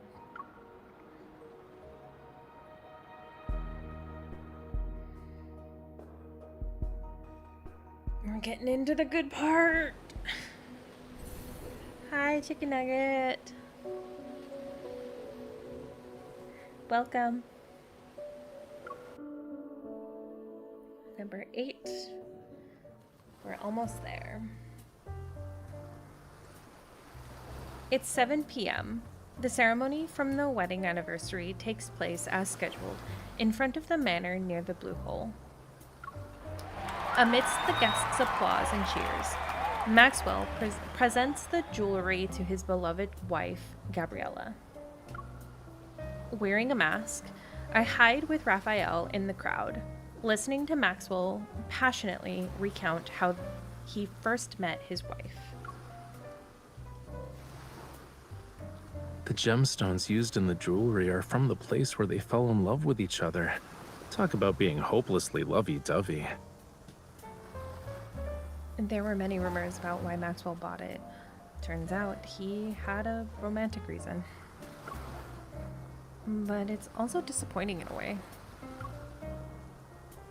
However, this is only part of my gift. Surreal. Isn't it though, Montoya? Like, it's so... I'm glad so far some of these have landed just perfectly. And I'm so glad this one landed this week. Gabriella, what I truly want to give you is this island. As soon as Maxwell finishes speaking, fireworks explode in the night sky and cast colorful glow upon our surroundings. Under this radiance is the blue hole, as it emits a faint light. The water surface shimmers like a precious gemstone. They say this blue hole is a rare wonder of the world. Not only is it this island's heart, but it's also the sea's. My wife entrusted me with her precious, pure heart, and so I was given the gift of experiencing the best love in the world. That's why I'd like to offer her the world's most precious, purest heart. This island's official name is Gabriella's Atoll.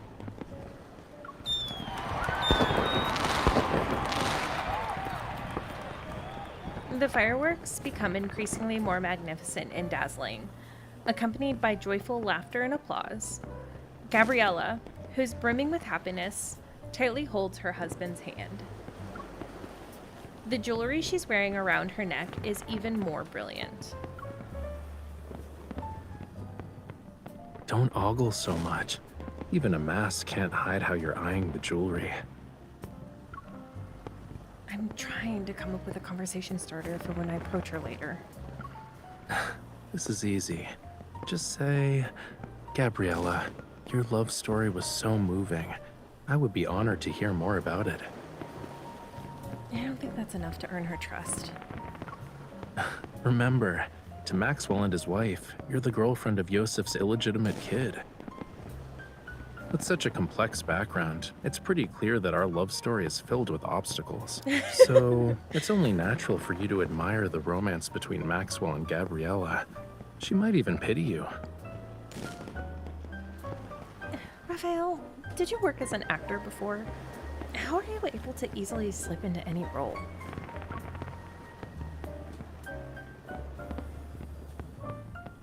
Gabriella is probably 40 years younger than him. It's true. Rafayel adjusts my mask. That's slightly askew. He chuckles softly. Go. If you don't move now, someone else will snatch this opportunity. I take a deep breath, clutch the hem of my dress, and walk to the center of the crowd where Gabriella is.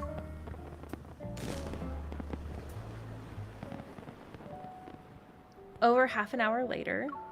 How was it?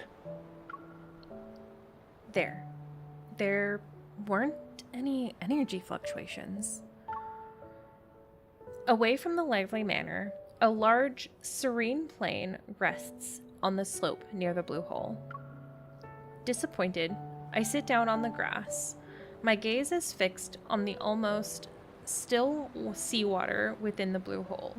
My sigh soars into the air, releasing me from the weight of my emotions. Even when I sensed it in every way possible, I scanned it with my watch. The jewelry showed no abnormalities. Never mind. Captain Jenna said that finding the Aether Core would be a long-term struggle. It can't process as smoothly as I hoped. I'll treat this as an island vacation. I haven't even started comforting you, and you're already coming to terms with it? I'm sorry, let me be sad again. How are you going to do that? I'm willing to listen to your plan. Rafayel props up his chin in his hand. It appears as if he's lost in thought for a moment. I haven't made up my mind yet, you know. But maybe this will cheer you up? He takes out something from inside his coat.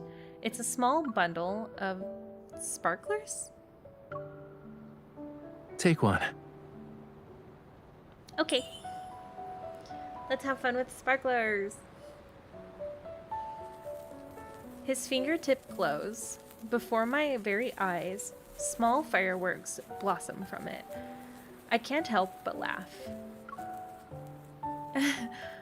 Rafayel, I discovered one of your new skills.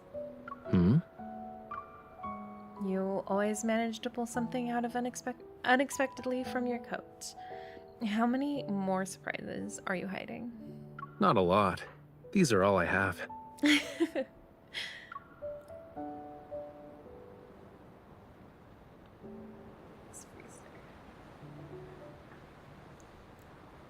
He ignites the remaining sparklers and passes them to me.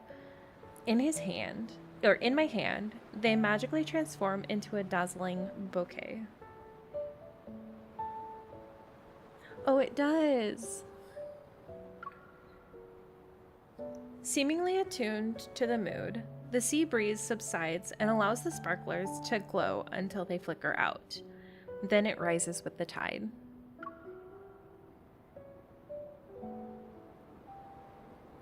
I think that's what it's called, yeah. Let's go. It's about time we head back. Shh. A serious look appears on his face, and he turns away. Taking my hand, he swiftly guides me to a nearby rock. We have company. Seeing his weary expression, I hold my breath and write my question on the rock with my finger. Maxwell? He shakes his head. After a minute or two passes, I hear voices that are moving towards us. We're ready. It won't be long before things get chaotic. When the time comes, head to Maxwell's private collection room. It's in the southeast corner. Find it while I stay in the manor too. These voices, they're those people from Ever. Are they scheming something because Maxwell refused to give up the island? On the rock, I write the question, Ever. Rafayel nods. If only Maxwell sold the island to us. Then we wouldn't have to go through all this trouble. Weren't you listening to the higher-ups? The stuff that's hidden on this island is very important. It can't end up with the wrong people. They say the wrong people. I'm pretty sure Ever is the wrong people.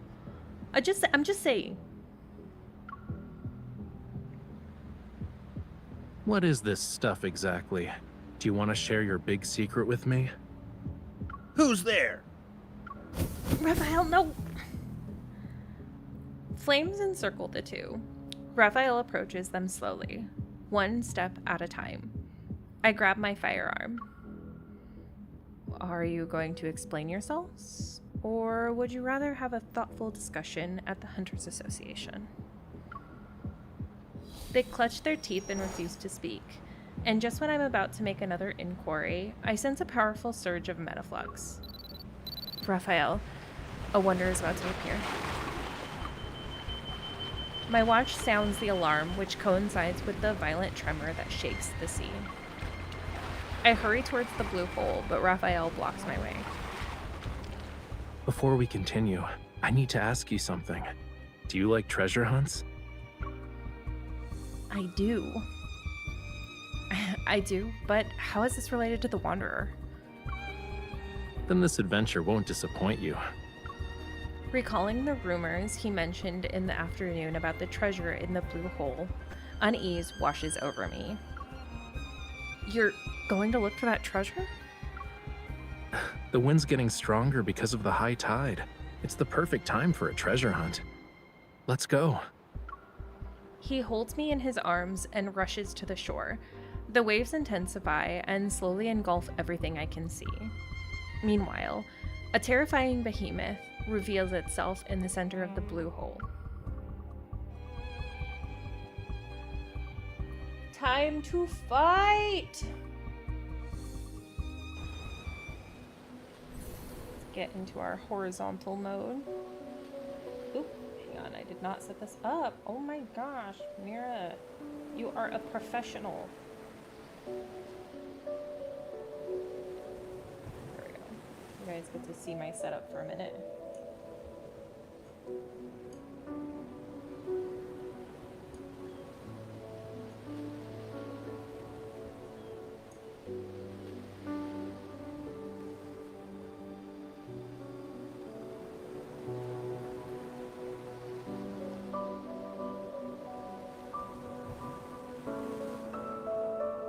There we go.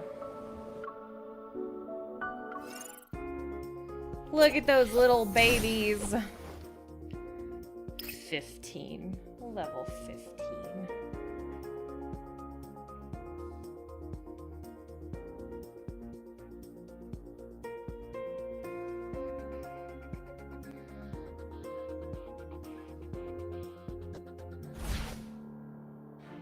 Ready for this siren song?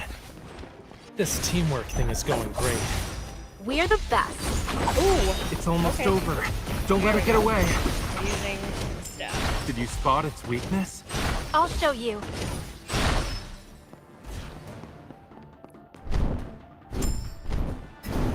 A dragon. It's just bluffing. This teamwork thing is going great. Give me waltzing We're the wrath. best. My turn. You okay? It's nothing.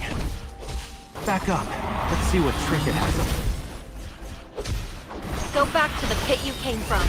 I need you. If that's your wish. This teamwork thing is going great. Here's our chance.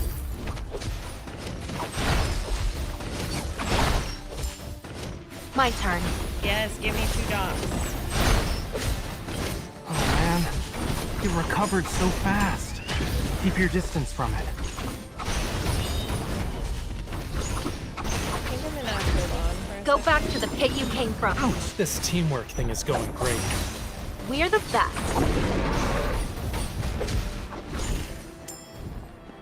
You want to use your ultimate on us? Too bad. Rafayel. Yeah, I hear you. This teamwork thing is going great. Trust me on this. Of course. Be careful. Does it hurt? This is nothing. Stay alert. Oh man, you got it. Ow. Keep your distance from it. You were too close to it. Bring it on. Do you think it... Stop moving out of my AoE. We make a great team. Well done, partner. Well done, partner. We did it. Not try again. Let's go back to the vertical.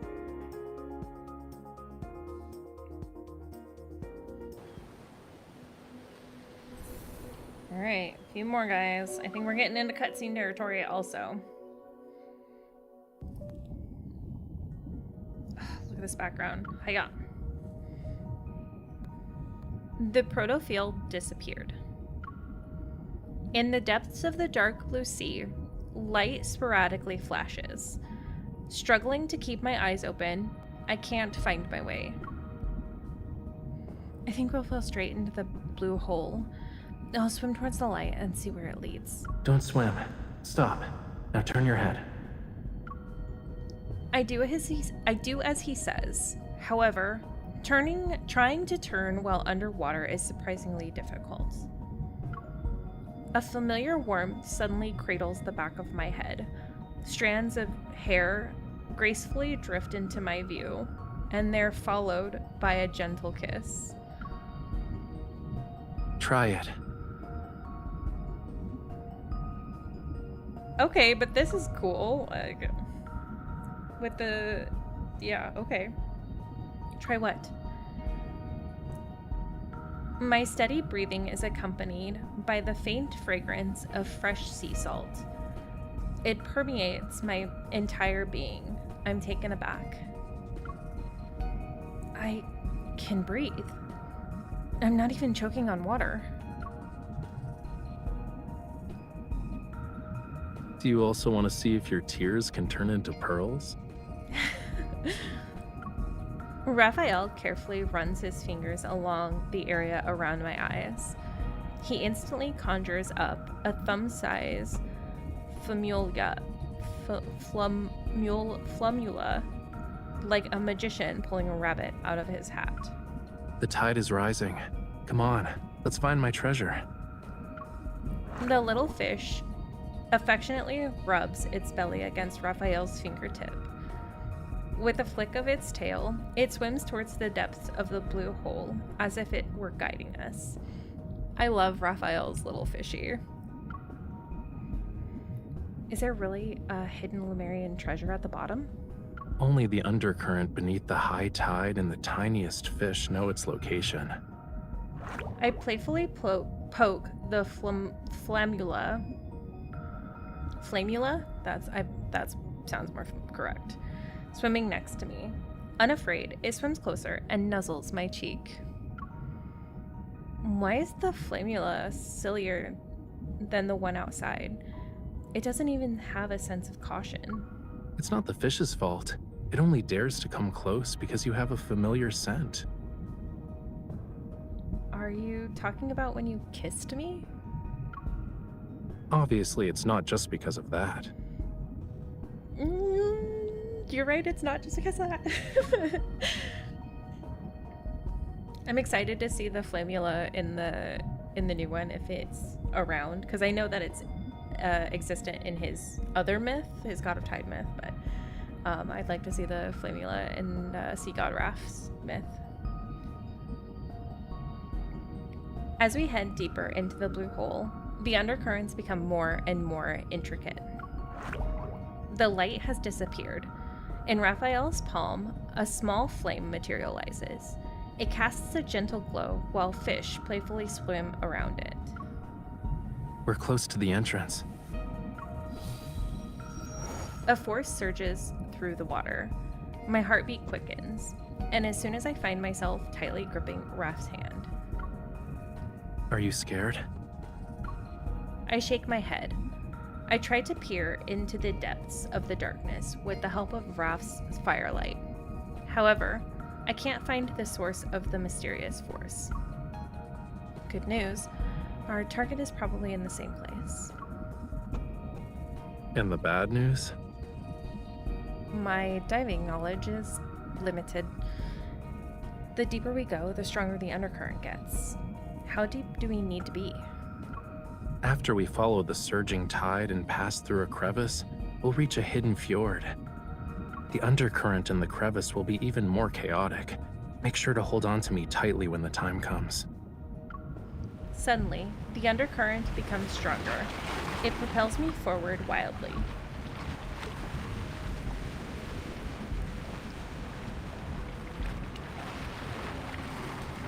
When we come to a stop, we find ourselves in a deeper part of the sea.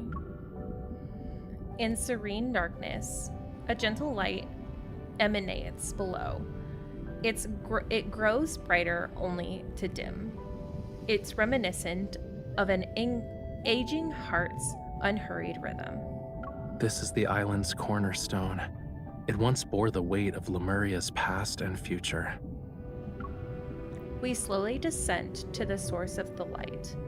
Eventually, soft yet firm ground touches my feet. The flammula approaches Rafayel's flame. It vanishes at his feet, and the fire disappears. The faint light fades, only to flare up again.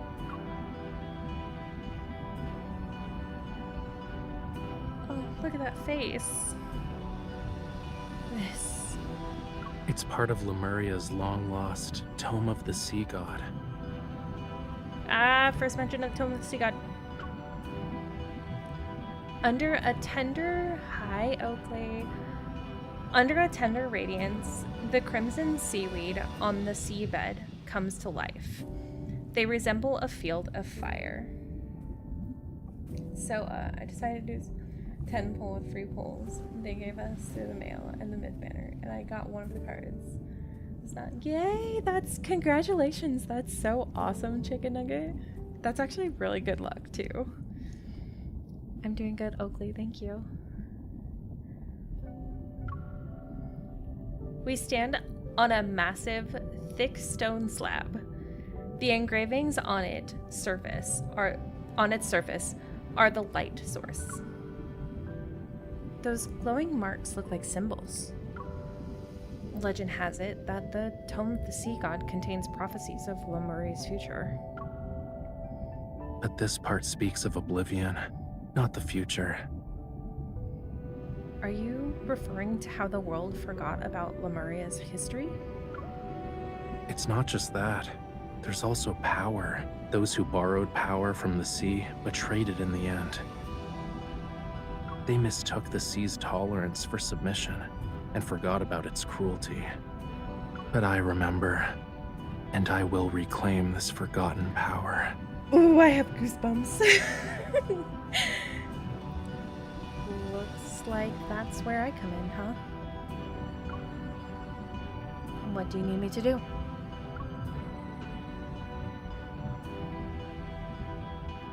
Rafayel takes my hand and he materializes a dagger. Only those who have a bond with the sea god can awaken the tome. Oh my gosh. I need you to bear with me for a moment. The dagger grazes my fingertip.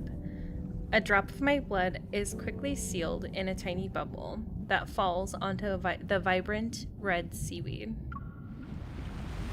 The distant roar of a tsunami echoes in my mind, accompanied by immense glowing symbols swirling and materializing. They pierce my body, and ascend. Fragmented images that are bathed in a golden glow, and a childlike voice breaks through the haze. They flood my mind. You awakened me. Whose memories is this? Hey, are you listening?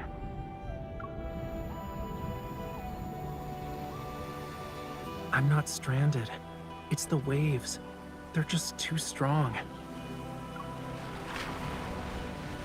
Where I come from, if you say you like someone's scales, that means you like them. You humans are bold. We've only known each other for a day, and you're already thinking about our next meeting. Remember, we'll see each other again at this spot next year. This bond means you'll definitely come back to me. I'll always wait for you. No, Raph. Then I too.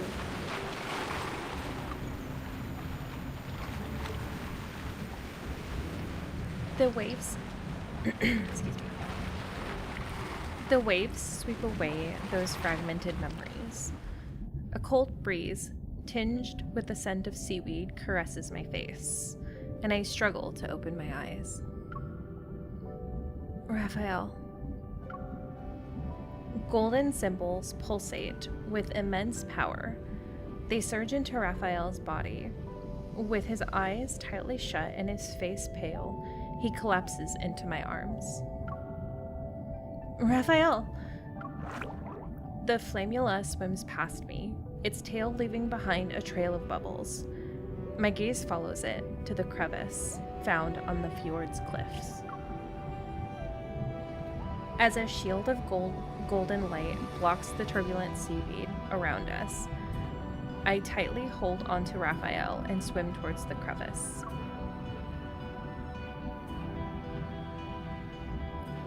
Ah, that's so good, especially knowing everything now. It hits so much different.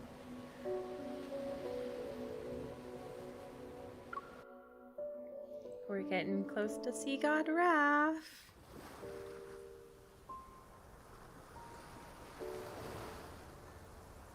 We leave the blue hole via a narrow gap in the seabed.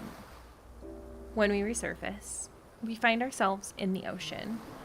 There's a small island in the distance. A nearby ship gently rocking with the waves. It looks as if it's been waiting for a long time. Boarding the ship's hold, I look at its old mast and sails. I know this is the same ship that ran aground on the island.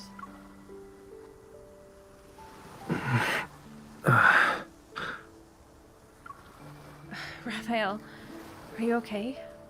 Yeah. After the Tome of Sea God activated, what happened exactly?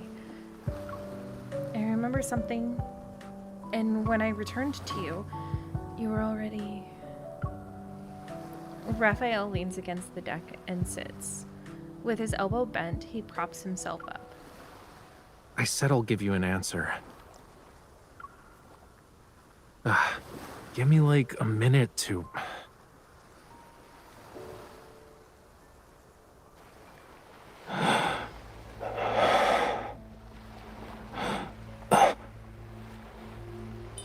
What's wrong? Did you get hurt?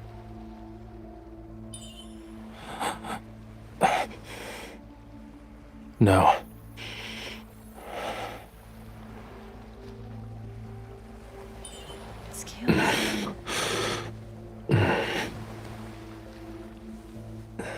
This couldn't be considered gentle.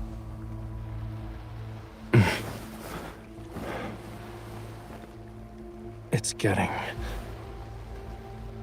Stay back. What's going on?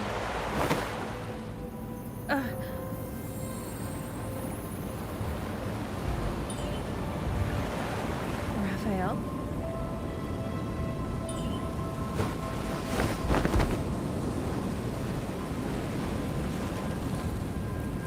A follower? Or just a lowly sacrifice? You don't recognize me anymore.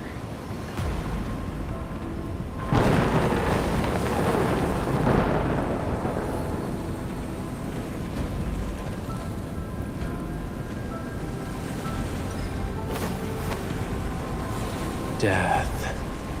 When the storm surges from the deep sea. Rafayel, snap The out of Sea it. God awakens. I have no need for troopers. Such a good shot. With the authority granted to me of the Ocean's Covenant, I order you to snap out of it.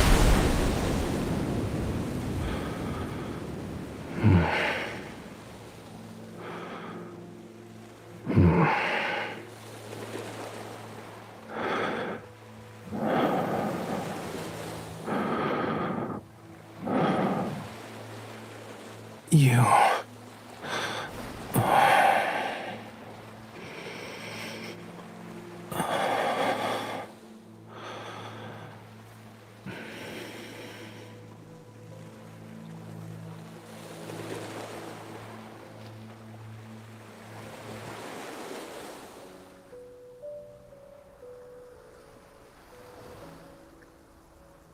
Do you know who I am? Rafayel? Of course. Struggling, I sit up and lean back against the cabin wall. I give Rafayel a once-over. There aren't any skills or weird things. This is the Rafayel I know. Don't worry, I'm fine. Look. He holds his hand out to me. The fragment in his hand emits a shining light that tugs at my heartstrings. An aether core fragment. I think it was embedded in the tome. I was drawn to its power. It seems like we both received a gift from the Tome of the Sea God. But there's always a price to pay for something like that. The waves lap gently against the hull and occasionally splash us. I wipe the seawater off my face and look at the murky ocean. This price you have to pay. What is it? Do you need to be sacrificed, or the Sea God? The dead deep sea and the Sea God's power have been awakened. And since I accepted its power, I must answer its call. Even if certain futures have a predetermined end, I can't refuse.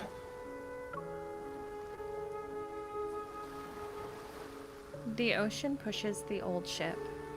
Exhausted, Rafayel rests in my arms and closes his eyes. I look down at him. My heavy heart is drenched, as if the wind and rain worked tirelessly to drown it. Does that apply to your future as well?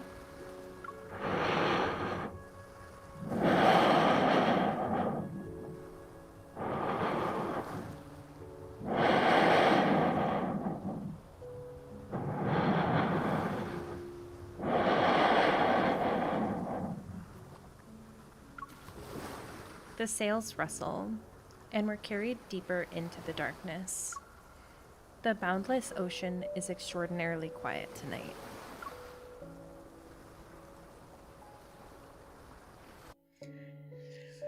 Oh, it's so good, you guys! It's so good. Chicken Nugget, aren't you a Rafayel girly? Are you gonna get both of them?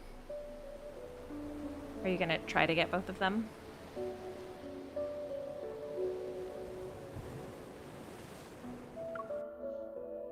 Last one.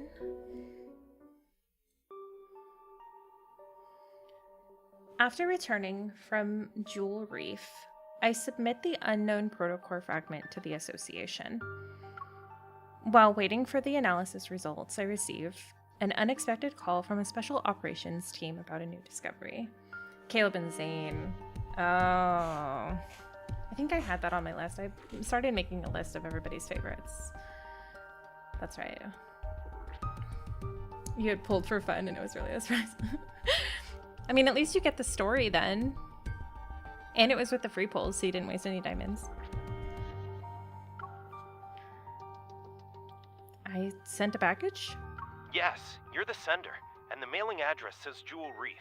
Inside it was a small device that was soaked in seawater. Caleb was not kind to you on his birthday. He was not kind to me either. The photo I get reveals a drenched, palm-sized metallic disc. After analyzing the trace elements in the seawater it contained, we saw that they were a perfect match with the ones found in Jewel Reef's blue hole. This was my first ever myth. Took all 150 pulls, but the myth is what I was saving my diamonds for. Generally, the myths take all the 150 pulls. That's what I found out. There's only one myth so far that I haven't had to do the 150 pulls, but everything else I've had to do the 150 pulls. That's true. His myth seems interesting. It is, yes, it does seem interesting. You got Caleb's birthday card? Yes! That's amazing, Oakley. That is so lucky. And upon further examination, we noticed there was a radio frequency chip capable of attuning to metaflux fluctuations.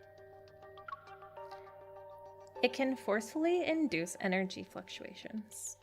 I have a feeling the incident from that day wasn't a coincidence. The technology behind this is highly intricate, and currently, only ever, the leading authority in protocore energy technology has managed to achieve it. That's weird. Ever again. You don't like Caleb. I have 2 or 3 cards from him.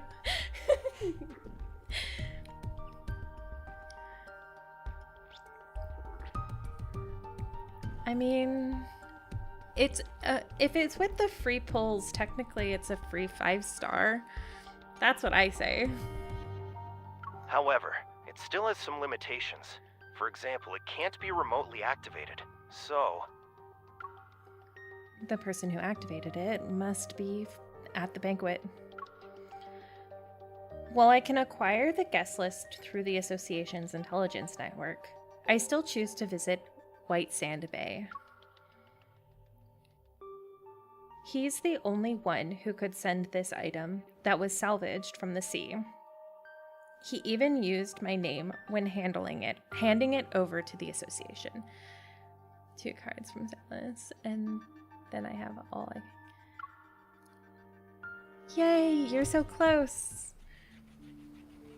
Hopefully Silas should be getting a card soon. His myth, Oakley, you'll want to save up because his myth is coming up. It should be arriving soon also, his myth rerun.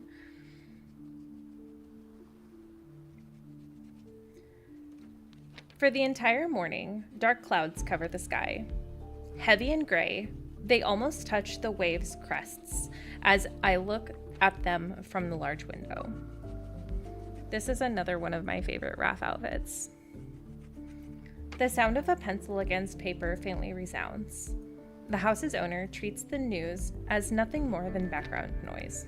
Many guests have gone missing from the island. Their current whereabouts remain unknown. The venue of the banquet, Jewel Reef, has been sealed off. There will be a further investigation into the news report doesn't have any notable details.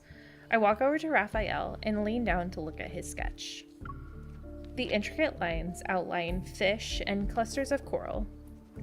The shadow lurking in the cave's depths appears to be harboring secrets. I stare at the shadow, as if compelled by an unseen force. I murmur to myself, "They're in the blue hole."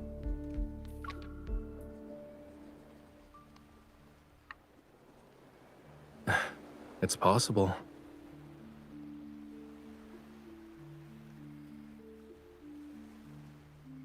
I'm saving for my sweet little Silas, so I don't have to send anything. With all the free pulls you can get. I mean, you might as well use the free pulls, because otherwise they just turn into Imperium wishes.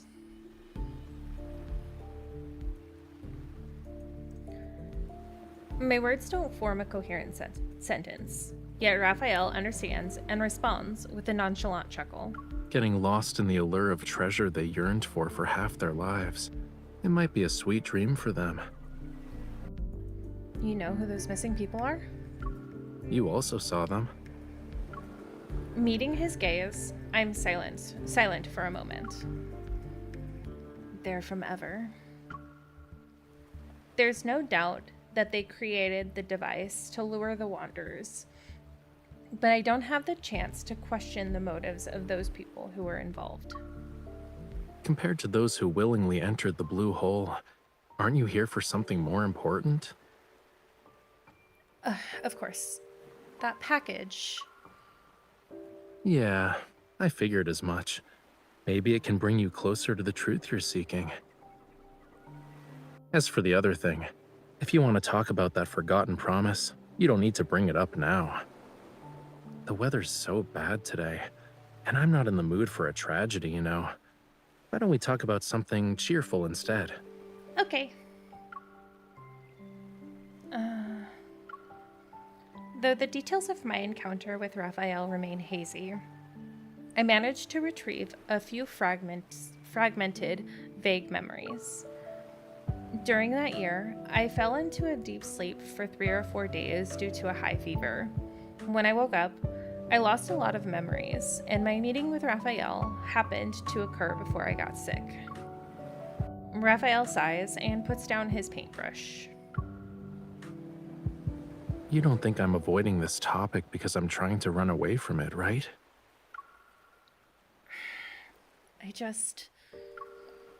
You want to say you forgot a lot of things from your childhood because of reasons, but you're worried it'll come off as you not wanting to take responsibility. Are you sure you don't have telepathy? Did you actually go to the beach to wait for me? Are you asking about the year after that, or every year after that? I'm gonna cry.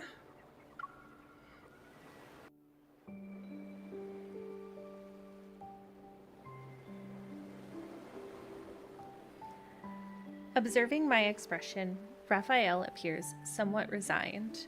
Then, he suddenly pokes my forehead. Oakley, his attitude drove me crazy at first, but Rafayel is probably close to he ends up being, I really love Rafayel, actually. He's like with the rest of the guys now. You don't need to feel bad about it. I'm not dumb enough to actually wait for you every year, you know. But I did think about how to settle the score with you. Rafayel stands up and gently pushes me into a chair. He places my hand on his chest in a half-joking, half-serious manner. The power within the Tome of the Sea God will protect everything that belongs to the sea. This includes our bond. If you can't let it go, why not just order me now not to hold a grudge over what happened back then?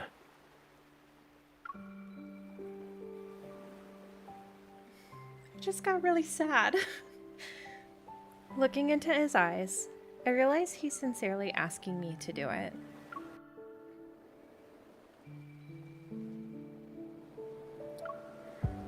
While I don't fully understand it yet, I'm pretty sure our bond shouldn't be used like that. You said that I would definitely come back to you, and you'd always wait for me. Does our promise still mean something to you then?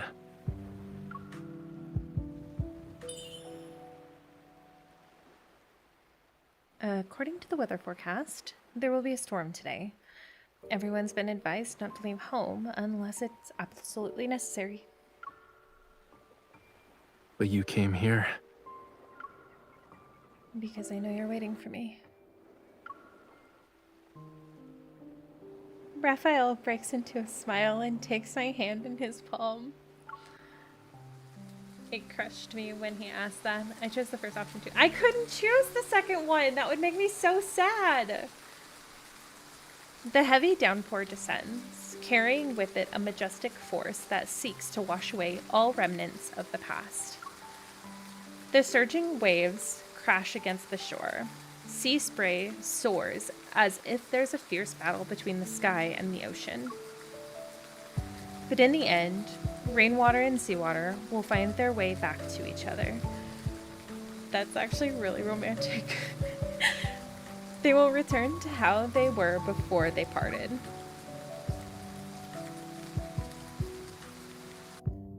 We did it, guys. I got through it. Oh my gosh. Oh, Raphael's is probably on the top list of being sad. It makes me crazy because we kind of have the same attitude. Only some. Okay, that makes sense. That's part of the reason why he's not the top of my harem, is because me and him have a lot of the same attitude, and there can generally only be one brat in the relationship. But majority of the time, like, he's not like that. I'm so sorry about the background noise. Everyone seems to be out in full force today. Okay, what was I going to? Oh yeah. Spreadsheets.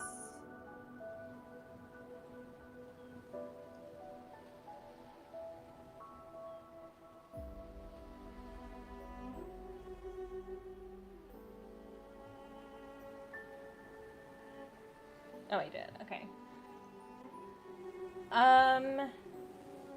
Kachik is so. What? Who's your main, Kachik? So I think this is your first time in here. Also, Overture. I don't know if Overture is still in here.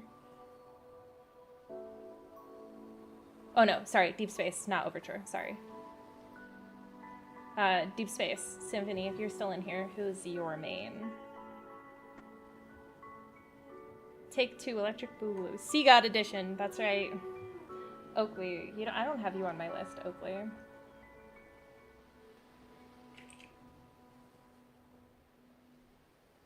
To upgrade me. Oh, you're Silas. Okay. Let me write that down. Hang on.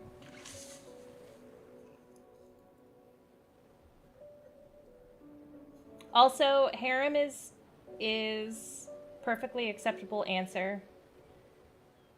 Imarashi, you're on my list of who your favorites are because I know yours is Zane. My main is a feisty cat lady who belongs on the streets, wears a lab coat. Couldn't be me. Oakley, I know, is a Silas main as well, because she's been around the whole time.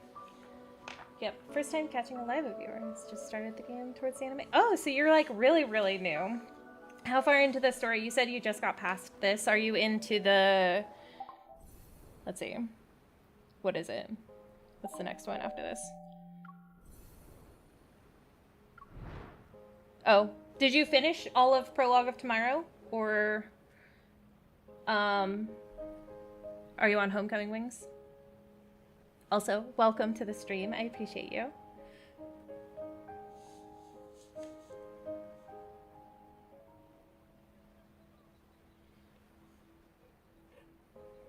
And we won't stay in chat for too long because I do still have to run an errand today. But I'll sit in chat for a minute. Let's see where we're at. Yeah, we'll chat for another few minutes.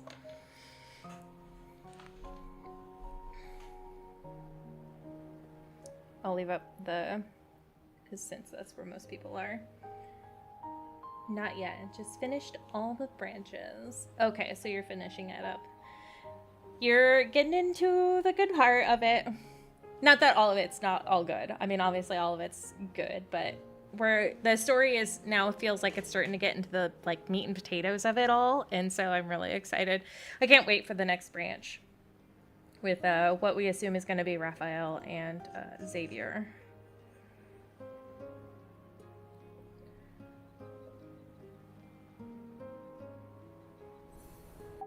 I do have Zane on my home screen today. Let's go ahead and do a quality time. Here. Do you need me? I also have work to Got do. random spoilers from cards. I've gotten like, what the fuck, what's Xavier's color?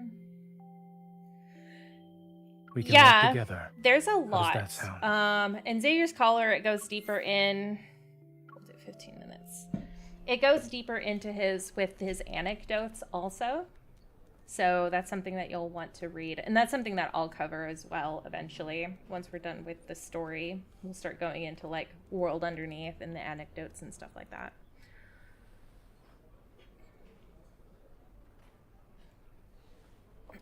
There is a lot of lore though.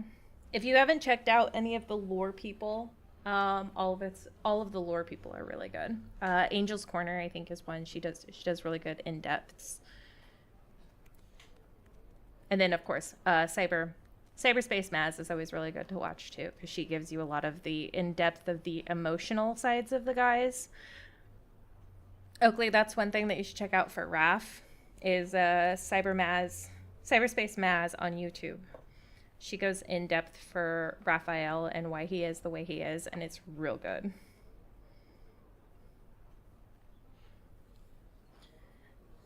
The good news with the spoilers in this game is the same as like with Final Fantasy XIV. All of it's really big on context, so if you don't know what the context is, then you don't really get it. Which is good, because it's hard to get spoiled if you don't know the context. You should reread the anecdotes. Yeah, the anecdotes are really good. Some of those anecdotes made me cry so hard. Good thing they're just written. I can't even imagine if they were actually like card-esque or like visual. It would destroy me. Some of the cards already have destroyed me. You guys haven't even heard me like ugly cry yet. I'll probably, when we revisit Silas's myth, I'll probably ugly cry. I'm gonna be just for real with you guys.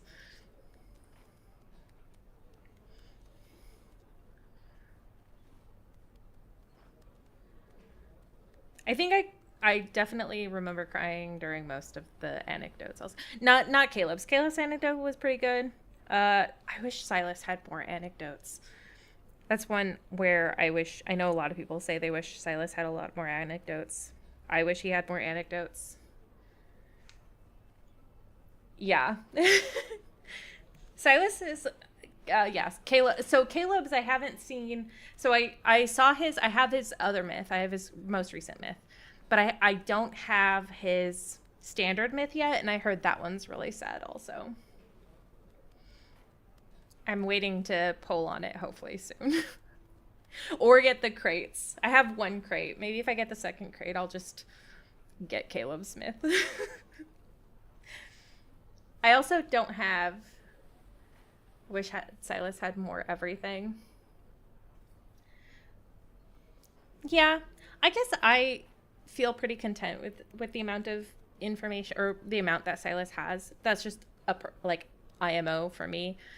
But I do wish that he had more anecdotes, only because his one and only anecdote is so informative about what kind of person he is. Like, he literally is a destroyer. Like, it's so awesome. Caleb's standard myth broke me. I do kind of wish Silas had a different standard myth. I have to, because I read his standard myth in chunks. I really should have read Silas's all in one go, because it sort of took me a long time. So it felt disjointed anyways for me. So I can't really say I have opinions on his standard myth yet, because of the way I read it. When I go back and reread it again with you guys, then I think I'll be able to form an opinion, like a better opinion. He is a very mysterious person. So on Monday, I wanted to finish the playtime with all the guys and have Silas sit there. By the way, insane. Caleb. He was still sitting there watching his phone. But when I was done with Rafayel, he was standing in my face. Girl, what about me? Okay, I don't know if you guys have ever experienced this with Silas, but sometimes when you leave the home screen for a really long time and you come back, the guys are like, "Oh, you've been gone for a really long time." Well, there's this thing that'll happen occasionally where you'll come back to the home screen at the same time that Mephisto appears. And Silas will say something like, "Oh, you both came back at the same time? Were you guys plotting something or something?" I'm like, "Oh my gosh." But really. Silas returned and stole all the stolen goods. They came.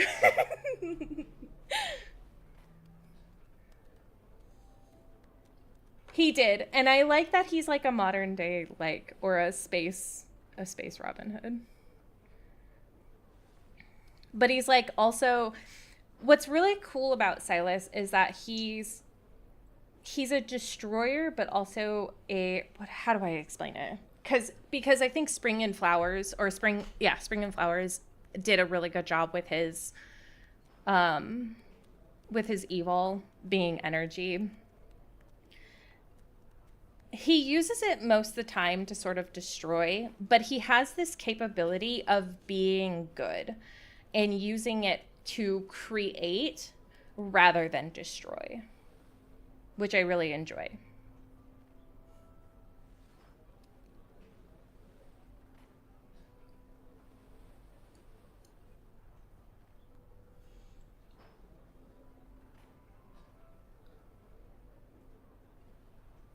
Ooh, microphone.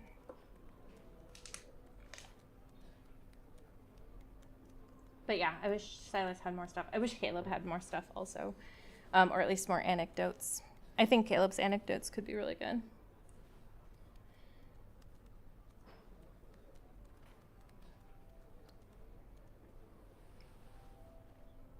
He's bad, but not bad. I apparently got a tie because I'm into Raph's revenge path too. Listen, the dark and broody, or I guess they're not dark and broody, but like the hidden tortured soul. I'm here for it. Of course, I'm a harem girly, so I like all the guys in their own right. I'd like to see extra bond for Caleb and Silas as well. I do agree with that. I hope that they bring out an extra bond for both of them. But Silas looks so scary and dangerous. Actually, he's just a softie. No one can prove you wrong. Because he is such a softie. My favorite card, or one of my favorite cards for Silas so far, is Magnum Opus because of how it shows his soft side. Also, his soft face is just so precious. Just,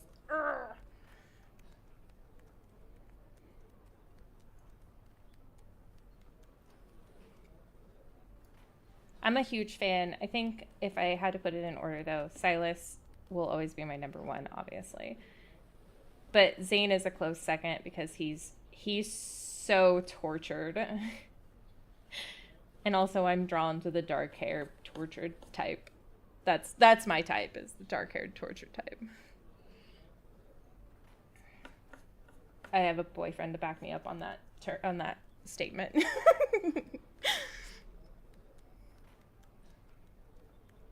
Some of my favorite characters are like Vincent Valentine or Alucard from Hellsing. Actually, I like Bernadotte from Hellsing, but he's also kind of tortured.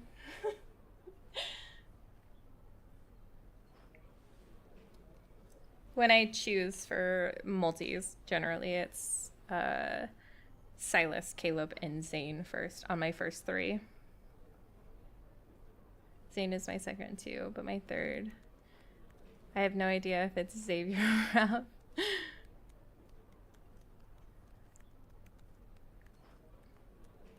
Vincent Valentine, yes! I love Vincent Valentine. He's my favorite.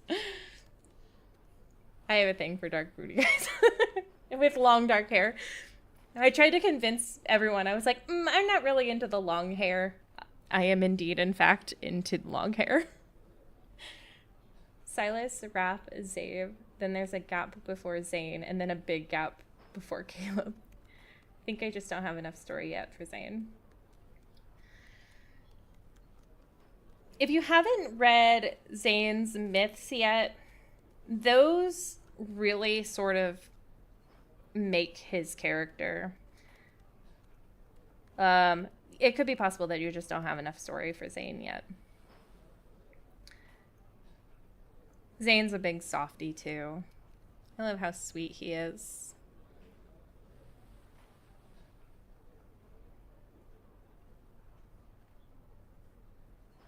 Caleb is also that tortured soul though. His yearning kills me.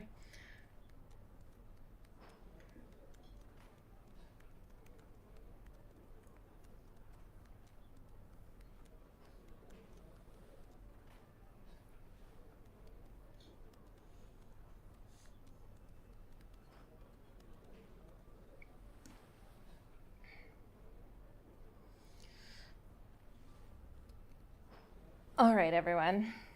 I need to get going. This took a lot longer than I thought it was. Not that I'm upset about it. I think it was very fun. It was so nice having you all here, as always. Kachik, thank you for coming in for your first time. I really appreciate it. Welcome back to Chicken Nugget and Oakley and Montoya. Of course, Montoya always comes. I'm always happy. Mina as well. Mina and Nina. And I know Dolly is not here, but thank you to Dolly as well for stopping in today. I should have this posted on its own probably by the end of the day. Hopefully by the end of the day. Maybe not by the end of the day, but it'll definitely be posted tomorrow. I'm going to do my outro.